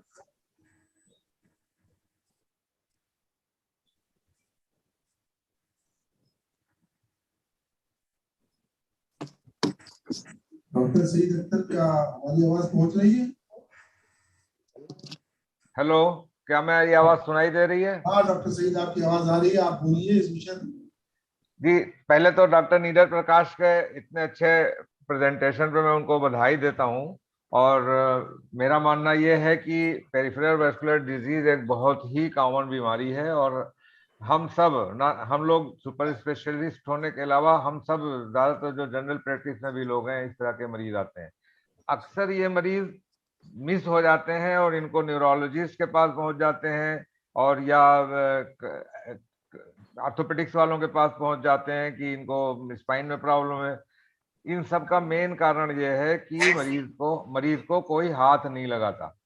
अगर एक बार मरीज को छू लिया जाए, जैसा कि डॉक्टर राकेश वर्मा ने कहा, उनकी पल्स पे हाथ रख ली जाए, उनको एक बार देख लिया जाए कि लॉस ऑफ हेयर है, लिम्ब कोल्ड है, लिम्ब की मसल्स जो है वो हाइपोट्रोफिड है और पल्सेस नहीं है, फिर साथ में हिस्ट्री है पेशेंट की कि वो टोबैको या स्मोकिंग करता है, तो ये सब चीजें अगर ध्यान में रखी जाए कि तो बहुत सारे मरीज सही जगह पे भेजे जा सकते हैं। और आज के ज़माने में एंडोवेस्कुलर प्रोसीजर द्वारा बहुत सी कंडीशन जो इतने विभत्स रूप हम लोग देखा करते थे पैरों के और हाथों के, ये एंडोवेस्कुलर प्रोसीजर की वजह से बहुत से लिम्ब बचाए जा सकते हैं। बहुत बहुत धन्यवाद डॉक्टर सईद अख्तर। इस सेशन के अपने स्पीकर्स में डॉक्टर दिनेश प्रकाश और डॉक्टर अनिल सिंह दोनों का योगदान था, उनको धन्यवाद देता हूँ। अपने चेयरपर्सन को भी धन्यवाद देता हूँ कि एक ऐसा विषय जिस पर लोगों का ध्यान नहीं जा पाता, उसको आप ध्यान दिलाने के लिए और जागरूकता पैदा करने के लिए विशेष आज ये कार्यक्रम किया है। और अब इसके बाद दूसरा सेशन शुरू होने जा रहा है, जिसमें कि हमारे चेयरपर्सन आप लोग मौजूद रहे और इस सेशन को शुरू करने जा रहे हैं, जिसकी डॉक्टर क्षितिज दुबे अपोलो हॉस्पिटल इंदौर के कार्डियक सर्जन दिखाएंगे हमको कि छोटे से चीजे से किस प्रकार से इन्वेसिव कार्डियक सर्जरी वो करते हैं। काफी कॉमन हो गई है इस समय वो पूरे विश्व में, क्योंकि इसमें काफी तकलीफें भी लोगों का होती है, पेशेंट जल्दी ठीक भी हो जाता है और लॉन्ग टर्म रिजल्ट बहुत अच्छा होता है। मैं अनुरोध करता हूँ डॉक्टर क्षितिज दुबे से वो आकर सारांश रूप में अपने इस विषय को उद्धृत करें, जिससे कि जो हमारे जनरल प्रैक्टिशनर्स हैं जो इस फोरम से आज जुड़े हुए हैं, उनको जानकारी मिल सके कि स्टेट कराने में जिस तरह कुछ तकलीफ बहुत कम होती है, उसी प्रकार से इन्वेसिव कार्डियक सर्जरी के द्वारा जो सर्जरी की जाती है उसमें तकलीफ बहुत कम होती है, लेकिन रिजल्ट लॉन्ग टर्म में अच्छे होते हैं।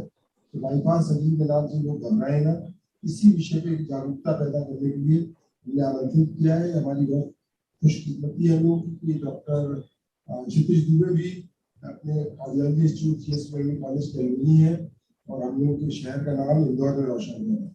डॉक्टर क्षितिज दुबे कृपया अपने स्पीकर को प्रारंभ करने की कोशिश।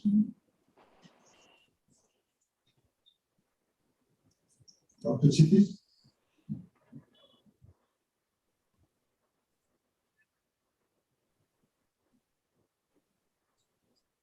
अनम्यूट कर लीजिए आप doctor Kshitij, please unmute yourself. I just did. Am I audible? Yeah. Welcome. Thank you so much, sir. First of all, I would like to thank Professor Vinay Krishna and IMACGP for giving me an opportunity to speak about the work that we are doing. और सादर नमन doctor Rakesh Verma को, जो कि हमारे mentor रहे हैं। मुझे लगता है मेरा उनका आशीर्वाद हमारे लिए हमेशा बना रहेगा। Excellent presentation, Dr. Neeraj Prakash and Dr. O.P. Singh sir. I was witnessing that. I would like to share the screen, if that's the only way.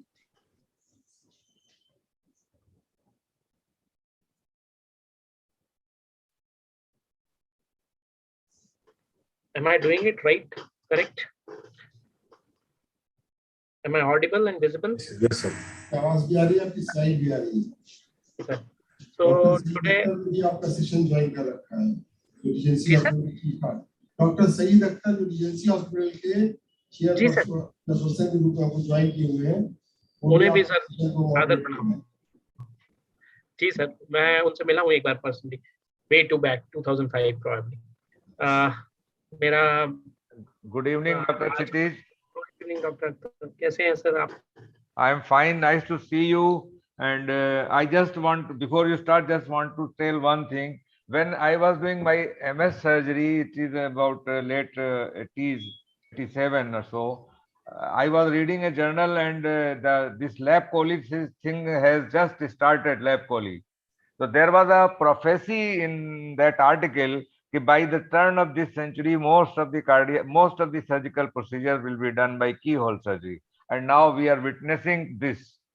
Now we have come from, mid-sternotomies to now keyhole surgery in cardiac surgery. It is a great advancement.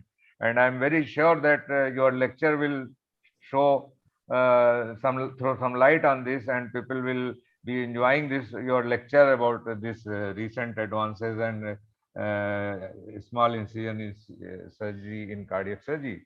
So let us Ji, sir.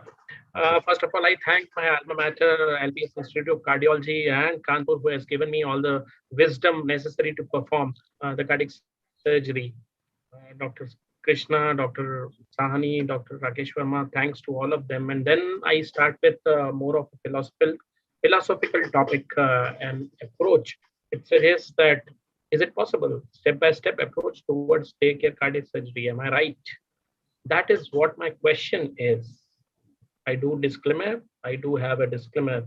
It suggests that we don't claim that we have done it yet, but you can see as far as you can look. This was suggested by Churchill way back.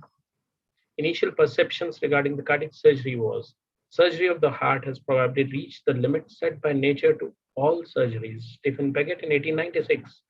A surgeon who decides to suture a heart wound deserves to lose the esteem of his colleagues. Billroth, 1896. In the same year, Ludwig Rehan of Frankfurt performed the first cardiac surgery by suturing the heart of a young German soldier in World War II. So, whatever is perceived is not true. Now, how it all began? On 26th of March 1954, Walton Delhi performed the first successful surgery of PSD using child's father as an oxygenator. This was a human oxygenator, of course, and eventually it failed. The fortuitous discovery of heparin by a medical student, MacLean, who was trying to study on something else, and heparin came up. In 1953, first heart-lung machine by Dr. John Gibbon, and subsequently the repair on the same. Now, if we consider from 1952 to 1954, there were 18 cardiac surgeries performed, 17 of whom died. A mortality rate of 94.5% in the year 1954. Success is moving from failure to failure without loss of enthusiasm. That is what somebody said, and that is impeccably true. Now, let us come and see how we evolved in India. In 1948, first department of CTVS was established at CMC Vellore with Dr. Betts being the HOD, Dr. Thomas, Dr. N. Gopinath, who would come subsequently very many times into notice. They started doing the cardiac surgery. It was predominantly the closed heart surgery. 2nd of March 1950, they did first PT ligation. 27th February 1951, they did a BT shunt. In 1961, Dr. Gopinath performed first successful VSD closure. Same time, Dr. Dastur did ASD closure, who was probably under him for quite some time. In 1960s and 70s, it was an era of mitral commissurotomies using TUBS dilator. A lot of us have seen many patients of successful CMVs performing for more than 30 years. In 1965, Dr. P.K. Sen did first MVR. Now, this was all the era of doing whether we can do. Now, how to establish and what is our contribution to the world in terms of cardiac surgery? It is noteworthy. Dr. Valainathan from Chitra Institute, he fabricated the Chitra disc wall prosthesis. Dr. Sampath, that was for mitral and tricuspids and aortics everywhere. Dr. Sampath Kumar from AIMS New Delhi, Ross procedure, aortic valve disease, and revascularization, total arterial revascularization was performed at Madras, Bombay, and New Delhi in 1975. All the surgeons across all of India, they have performed miraculously and with the same aim. Many eminent cardiac surgeons have contributed to standardize the technique of cardiac surgery. Aim or dream was to make cardiac surgery 100% safe and reproducible at all the centers. That is the bottom line. 100% reproducible at all the centers, obviously safe. Now, this small presentation, just have a look. I hope the audio is there.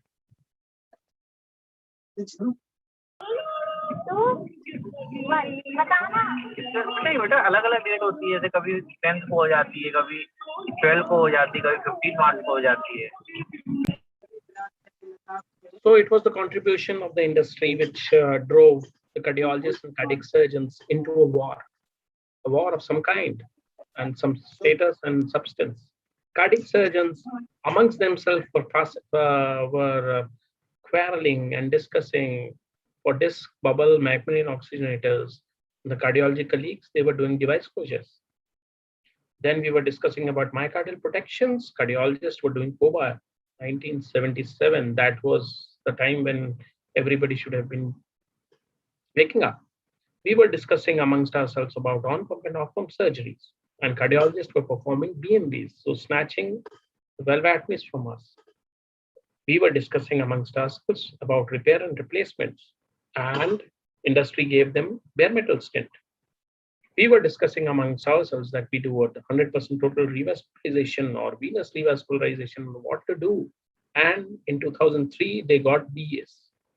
Now, the moment they got DES, the cardiac surgeons suddenly started searching retrospectively, and then they thought probably there's no ASD, device closure is there, there's no valvotomies or valve replacements because valvotomy is there. Then now they are snatching the coronaries from us because it is 1.25, 1.5 millimeter vessels, and then they are putting in stents into it. So then they realize this, that the cardiologists are becoming more invasive, and it is necessary for the cardiac surgeons to become even less invasive. Then they realized what is the reason behind the unacceptance of cardiac surgery or any surgery in particular. So the association of surgery and the invasiveness depends on length of incision, the cardiopulmonary bypass, and obviously anesthesia, general, regional, or whatever you do. So they started thinking on those terms. And that was the time of metamorphosis when the people started realizing that if we do a total arterial off-pump vascularization using Lima-Rima, probably we can avoid the hand and leg incisions. That was through stenotomy. Then, if we do mini thoracotomy or upper stenotomy in valve replacements, MVRs, AVRs, DVRs, and some of the congenital heart disease like ASDs and VSDs, other simple congenital disease, the complex ones. And if we can avoid general anesthesia by doing the cardiac surgery, thoracic epidural, sedation, or regional anesthesia, probably we can avoid a lot of the problems in it. At the very same time, entire world was thinking about what to do with this cardiologist, and the industry was supporting cardiologists too much. 1996, Cosgrove did the first minimally invasive cardiac surgery. Cosgrove and Sabic, AVR, same year, Carpentier, video-assisted surgery, MVR, Chitwood. I would thank Chitwood so much that I think no one else probably. Chitwood did a transthoracic clamping, which is very important. And the Leipzig group, who has established themselves into whatever they can in minimally invasive cardiac surgery, they did port access surgeries. Then in the very same year, Carpentier did a robotic mitral valve surgery. So there was a lot of it going on. That was in the open heart side. Now let us look at evolution of MICS CABG in the CABG part. 1995, Subramaniam, Mac, California did mid-cap. Hybrid revascularization was done.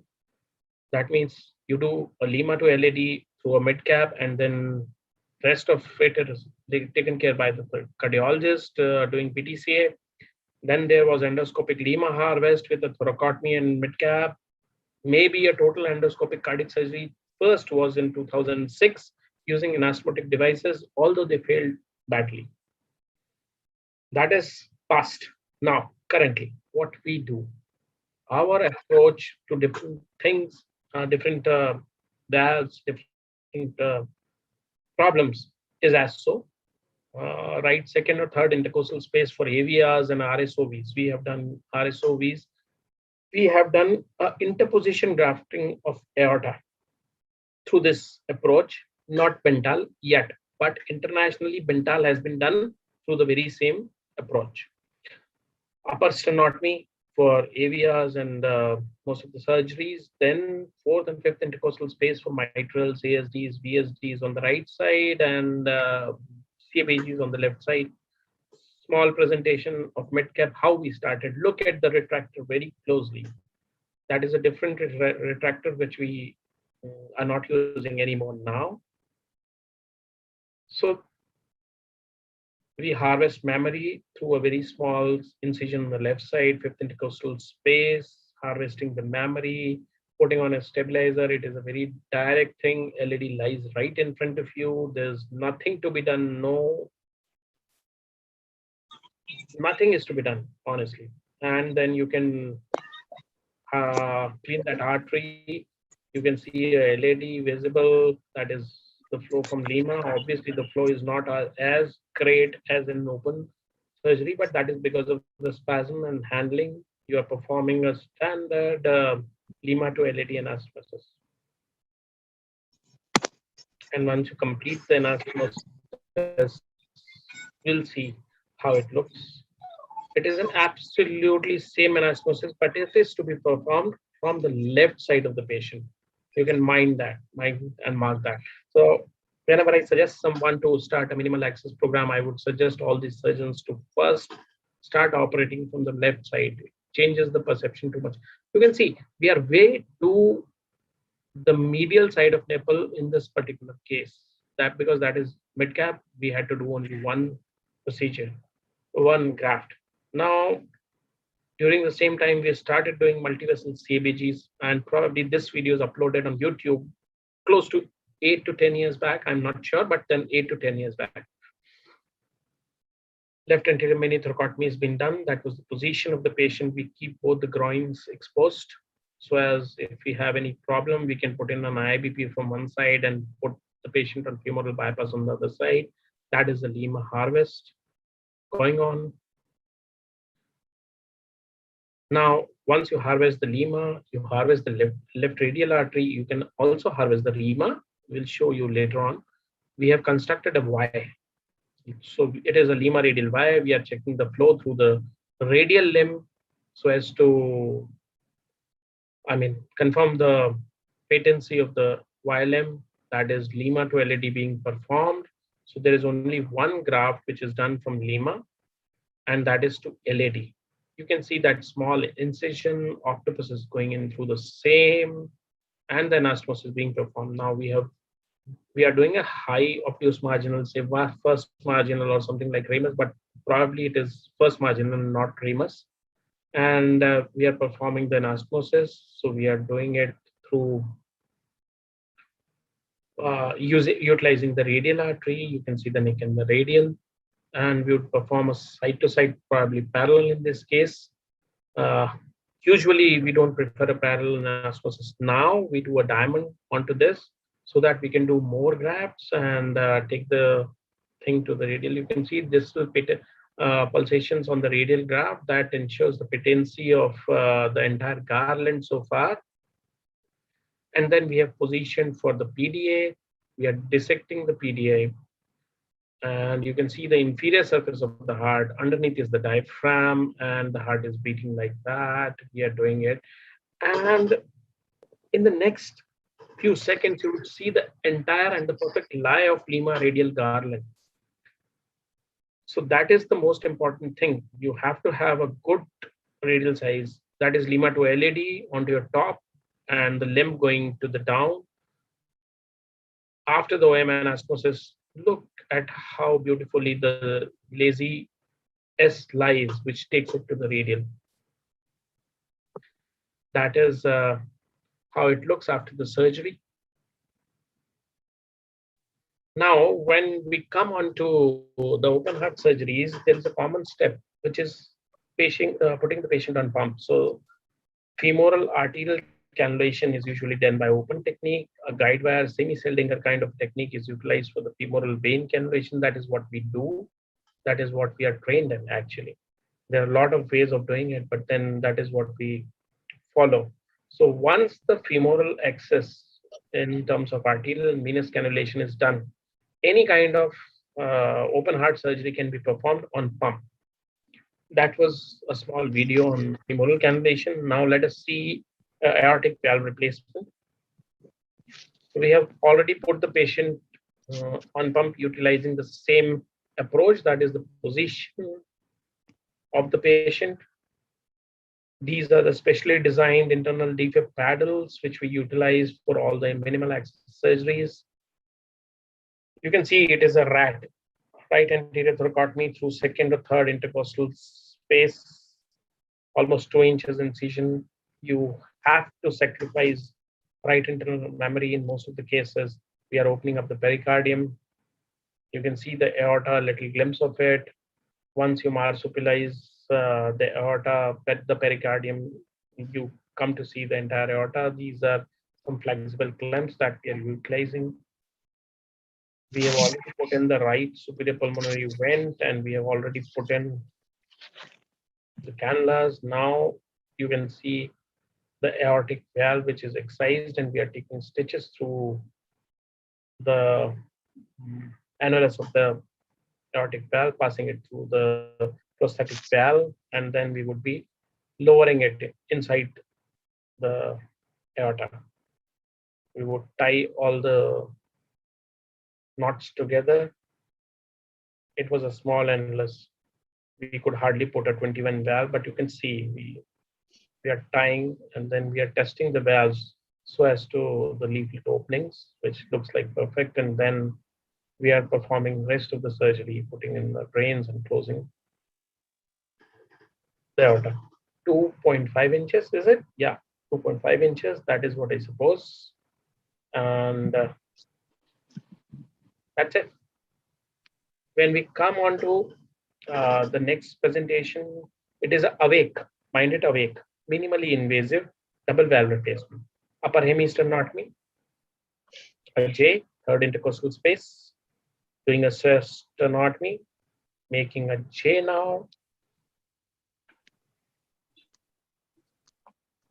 That is what we did. Taking the stay sutures, exposing the aorta. Now this is a AR-MR patient, so you can see that we can't give a direct cardioplegia. We're opening up and giving a hostile cardioplegia in this case.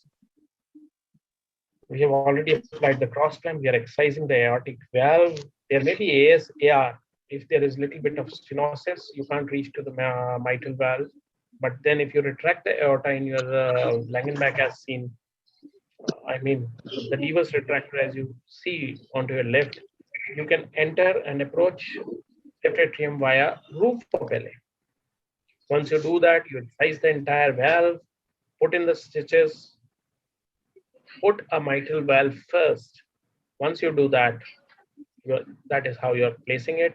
Close the LA because otherwise it becomes inaccessible once the aorta is filled up. So you do that. Then you do the aortic valve replacement, and then you close the aorta. Obviously, both the things in double layer, and this is how the heart comes back after we remove the cross clamp. MVR, a similar fashion, we tried to show it through endoscopic view as well, but unfortunately, the video is not of that good quality. But fourth intercostal space, doing a mitral valve replacement, 2 inches incision, you can see, opening the pericardium,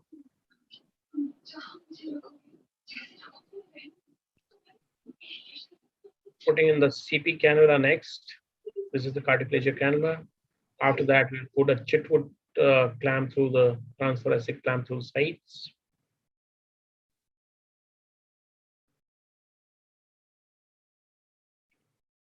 The atria being opened, sorry for, because it is an endo view. That is the mitral valve being excised. And it is a cut and sew technique. You cut a little and sew a little, because otherwise you tend to get lost. So mitral valve replacement being performed in interrupted horizontal matters, interrupted diverting sutures, just as we do in the routine surgeries. So no shortcuts even in this. mitral wall being replaced, and the entire surgery is being performed in a similar way, closing the arteriotomies, and that is the mitral valve being after being replaced. Mitral valve is repaired in double layer. I mean, left atrium. That is de-airing being done, which is the most important crucial steps.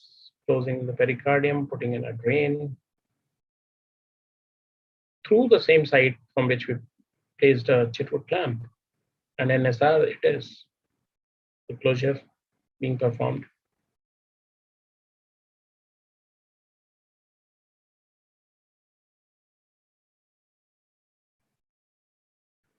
That is very important thing. Watch very closely. This is awake mini open heart surgery. Okay, hopefully it runs.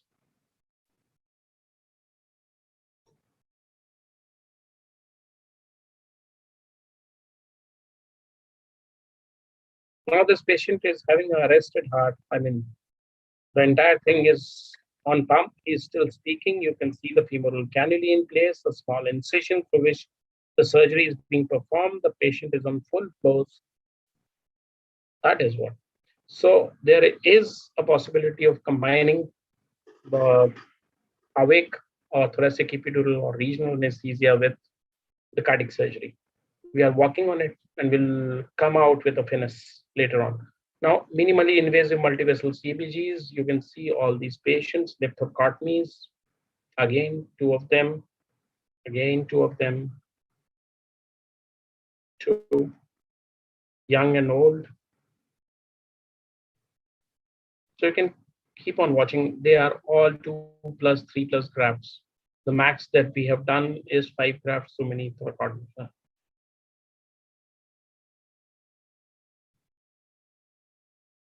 And there are many more. Now we come on to the aortic valve replacements, extremes of ages. Onto your left is a small baby, Down syndrome. Onto your right is your Majesty of Padwani, close by district. Very elderly lady. Now you can see onto your left is the comparison between the right thoracotomy for AVR versus the sternotomy. Onto your right is a gentleman who underwent a hybrid procedure. He had a concomitant coronary artery disease, and we have stented the arteries first and then performed a mini because he was 84 years of age. So we did a mini AVR with a concomitant multivessel PTCA. Again, the comparison. You can see if you witness somehow very heavy breast and you think that right anterior thoracotomy through second or third intercostal space is not possible, you can do a hemisternotomy if you wish. So the benefit of it is that you don't need to go do a retrograde femoral cannulation. You can get away with all antegrade cannulations. These are MVRs, MVRs, MVRs, MVRs, and lot many more. This is ASD. You can see that ASDs are little longer incision because somehow I always feel that MVR is a better surgery to perform to minimal access than ASDs. ASDs do require a little bit of space because looping the IVC for a complete bypass is a tricky step. You can again see all these patients. Small baby, VSD through thoracotomy. Even pericardectomy through the same incision. Minimally invasive DVR. I have showed a video of upper median sternotomy. It can also be done through right anterior thoracotomy, so through second or third intercostal space. Myxomas, easy. Where we stand today, morning of second POD discharges for PDAs and pericardectomies, morning of third POD discharges from MVR, AVR, ASDs, morning of fourth POD discharge for the Cbgs, double balls and BSD, and that is just in our mind. I can assure you that you can discharge any patient on POD 3 morning. They are so fit. What's next? Now, the first term, enabling devices, probably Professor Vinay Krishna and Professor Rakesh Verma would remember this term. Back in 2005, I was asked this question by Professor Nimal Gupta, Lucknow. So This was the term which we needed to define back in 2005. I was searching for those enabling devices ever since. If we have these enabling devices, we can step towards the daycare cardiac surgery. But what it means additional cost. This is where we are with the instruments that we have. 2x2 finger incisions, valves being replaced. That is the instrumentation that we use. Those are the different retractor systems that we have used, and then come on to conclude on to final one. These are the monoshaft instruments which are utilized and specially designed, the defibrillator paddles and multiple retractor systems. If you want a radial to be harvested in a Lima radial Y or a SVG being harvested for a Cbg minimal access, you do have endoscopic VN and radial harvesting system. Multiple stabilizers in terms of octopus nuvo, octopus starfish, anastomotic devices, stapling device. That is core knot, which is to secure the knot in order to fast track the mitral valve replacements or aortic valve replacements, so that you don't need to tie multiple knots and reduce the cross clamp and the cardiopulmonary bypass time and improve the outcome. Even going further, these are the sutureless valves which are going to come, but with additional cost. This is Mr. Robo. Total endoscopic surgeries would be possible with the usage of this in due course of time. Today it is way too expensive, and the disposable is way too expensive. Let the competitors come, and then let us see how we can do a total endoscopic surgeries. For a total endoscopic bypass surgeries, you do need enabling devices like distal anastomotic devices, proximal anastomotic devices. And just like Dr. Neeraj said, we do need hybrid operation theaters, cath labs. Now just have a look at this patient. You can see the ascending aorta, you can see the art vessels, you can see a huge descending thoracic aorta, aortic aneurysm, which is performing, I'll go back, sorry. So involving the left subclavian and left internal carotid. There is zero landing zone between this. ATS, female aortic arch, descending aorta, what to do. So what we did was a extrathoracic debranching. So we took the inflow from left common carotid, put it onto the right common carotid, and then the same onto the subclavian artery through the neck, tying all the vessels individually at the base. And then you can see the endovascular stent being deployed, and it is covering everything up to, sparing the right innominate only, and everything is spared. So it would have been a very mutilating surgery otherwise. From my side, the take-home message is MICS is getting established and improving day by day. Emerging technology and surgeon with the experience will further decrease the ICU and in-hospital stay. Data supports increasing efficacy and safety, faster return to normal activity, and improved quality of life. I say all of this as bikini incisions. Sorry for the presentation, but yes, that's true. Bikini incisions ensures greater patient satisfaction. Thank you.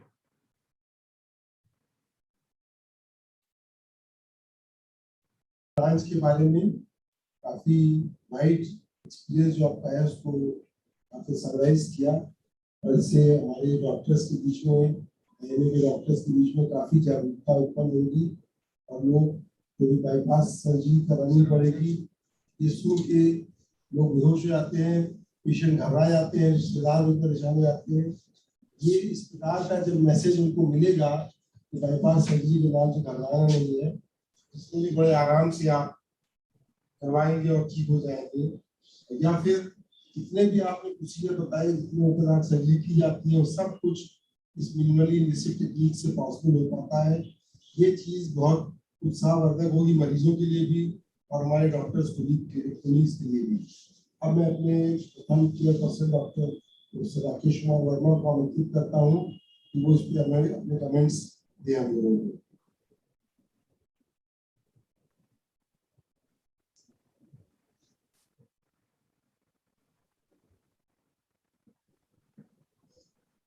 Sir आपको unmute होना पड़ेगा, आप muted है। तो फिर Rakesh Kumar Verma unmute हुई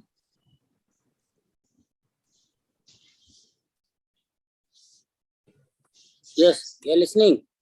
Yes, sir. आपकी आवाज आ रही है, अब जरा आप अपने संदेश दीजिए। डॉक्टर क्षितिज ने बहुत अच्छा समराइज किया और मिनिमल एक्सिस अप्रोचेस जो बताई हैं ये हम सभी लोगों के लिए बहुत ही अच्छी हैं और we will try to congratulate he has to reach up to this mark and in the future he should go more and more in height. But one comment is that the minimal axis is very good, but only the few percentage of cases can be operated by this way. We should know it in a better way, but the most of the cases, because they are having huge heart and big, that cannot be approached by the minimal axis. So it is a very good thing for a selected cases. I think so. It is Very a better technique. But have limitation more and more learning for the bigger hearts. और इसमें हम लोगों के जो general practitioners बात को सुन रहे हैं उनको इस बात के लिए संतुष्ट रहना चाहिए कि हर प्रकार का आर्गुमेंटेरियम इस समय कार्डियक सर्जन्स के पास है और मरीजों का पूरा इलाज अच्छी तरीके से किया जा सकता है। उसमें चाहे किसी भी टेक्निक की आवश्यकता हो उसका इस्तेमाल किया जा सकता है। अब मैं डॉक्टर श्री अक्सर को आमंत्रित करता हूँ इस विषय पर कुछ कमेंट्स दिए।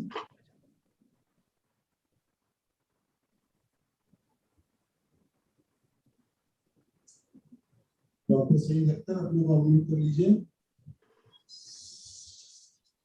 Thank you, Dr. Kshitij, for such a wonderful presentation. You have covered almost all aspects of cardiac surgery, which is possible through MICS. And MICS is gradually picking up, and with the advent of newer devices, techniques, and definitely involvement of the surgeons, teams, it is going to be a thing for the future. And I'm very sure that most of the procedure gradually will be done by this procedure. And it is a very, I must say, it is a very promising field of cardiac surgery, because we are in a competition where cardiologists are taking away all the procedures from us, and we have to offer these things more and more to the patient. Awareness about these procedures has to be very important so that patients know what is available for them and they can avail these facilities. Thank you very much. Thank you, Dr. C. Doctor. Thank you, Professor Rakesh Kumar Verma. And thank you, all the audience. Thank you. For listening to this important topic today, cardiovascular thoracic surgery के session में जो भी कुछ आज देखा है तो बेटा अभी यहीं पे बहुत यूजफुल रहा है। बोल रहे हैं रहने दो, फिर तुम सुनती नहीं हो बात। चीज नहीं समझ पाते हैं अभी वो सब आगे होने में लगी होती है और ये कोई हमारा कार्डियोलॉजिस्ट या कार्डियक सर्जन का कंपटीशन का सवाल नहीं है। सवाल ये है कि जो भी इलाज करे मरीज को बेस्ट पॉसिबल इलाज मिले, कम से कम खर्चे में मिले, कम से कम तकलीफ में मिले और ज्यादा समय तक वो ठीक बना रहे, ये उद्देश्य है। चाहे उसका इलाज कार्डियोलॉजिस्ट के द्वारा हो चाहे कार्डियक सर्जन के द्वारा हो, जो भी अल्टीमेट विनर जो पेशेंट की तकलीफ को कम करेंगे, उसको जल्दी ठीक करेंगे, सफलता दर ज्यादा होगी, उसी को स्वीकृति मिलेगी। Ultimate winner should be the patient. Yes, sir. Yes. अगर ऑडियंस में कोई लोग कुछ सवाल पूछना चाहें तो वे लोग वेलकम हैं, वो सवाल कर सकते हैं। I have, if you allow me, I have one question with Kshitij. What is the advantage of this awake surgery? Is there any specific reason to do that awake surgery on full pump? Can I answer, please? So I do agree that there is no added advantage to this particular procedure or anesthetist technique or modality of treatment. Now I do agree to that. Over a period of time, we have done close to 1,000 surgeries utilizing the awake procedures. We did had our share of complication in one case in the form of epidural hematoma that we faced because of the heparin and all those. yeah, heparin as well as the puncture or whatever.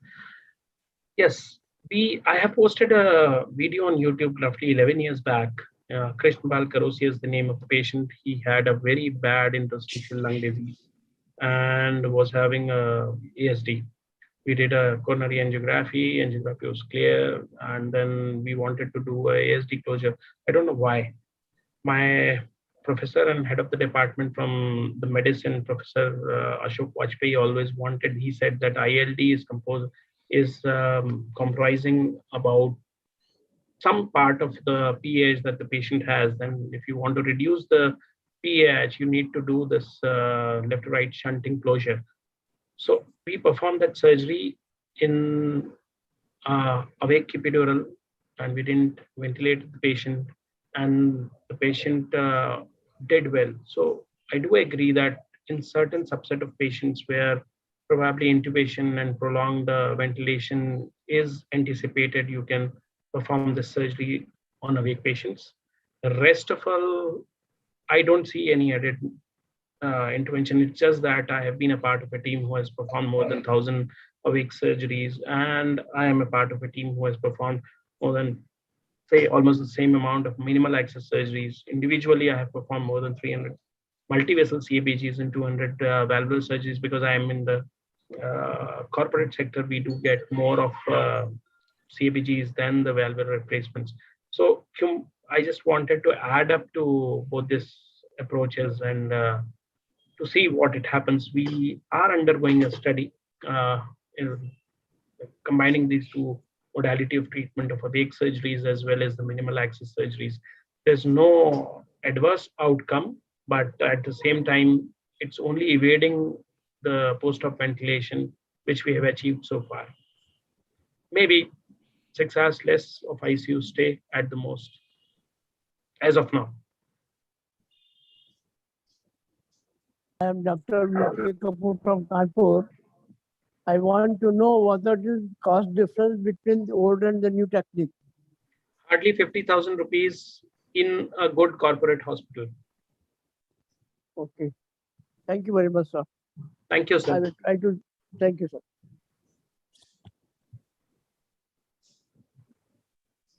Audience में से अगर कोई और प्रश्न पूछना चाहते हो तो उनका स्वागत है।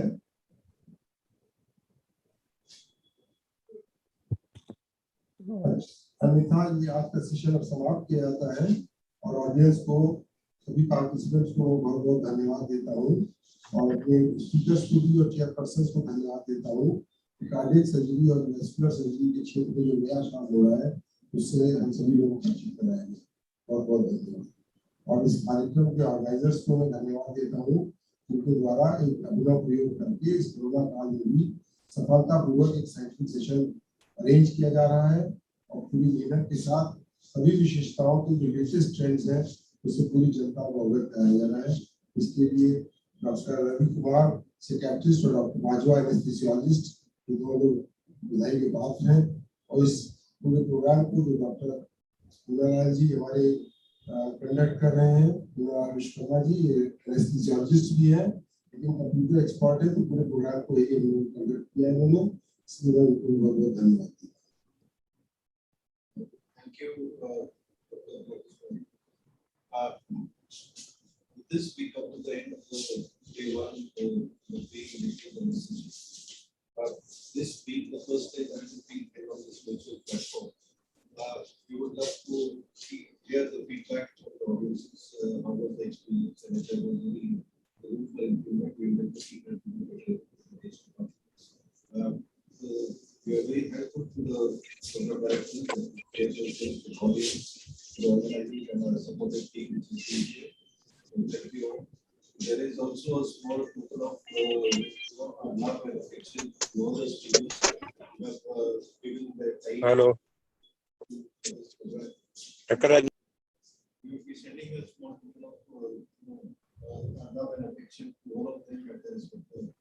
residences and cases.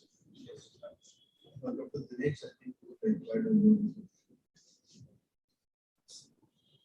But I think we will meet again tomorrow at 4 o'clock with the first lecture. The schedule for tomorrow is there with all of you. We have the first lecture by ENT, followed by a general topic which is of great interest to most of us. Is about what are the challenges, opportunities, and responsibilities in the private sector especially. And we will end up with a lecture by radiology, which will be about diagnosis with the view to COVID-19. So thank you once again to all the organizers, to all the audiences for your time and efforts, and we once again request your feedback so that we can improve on the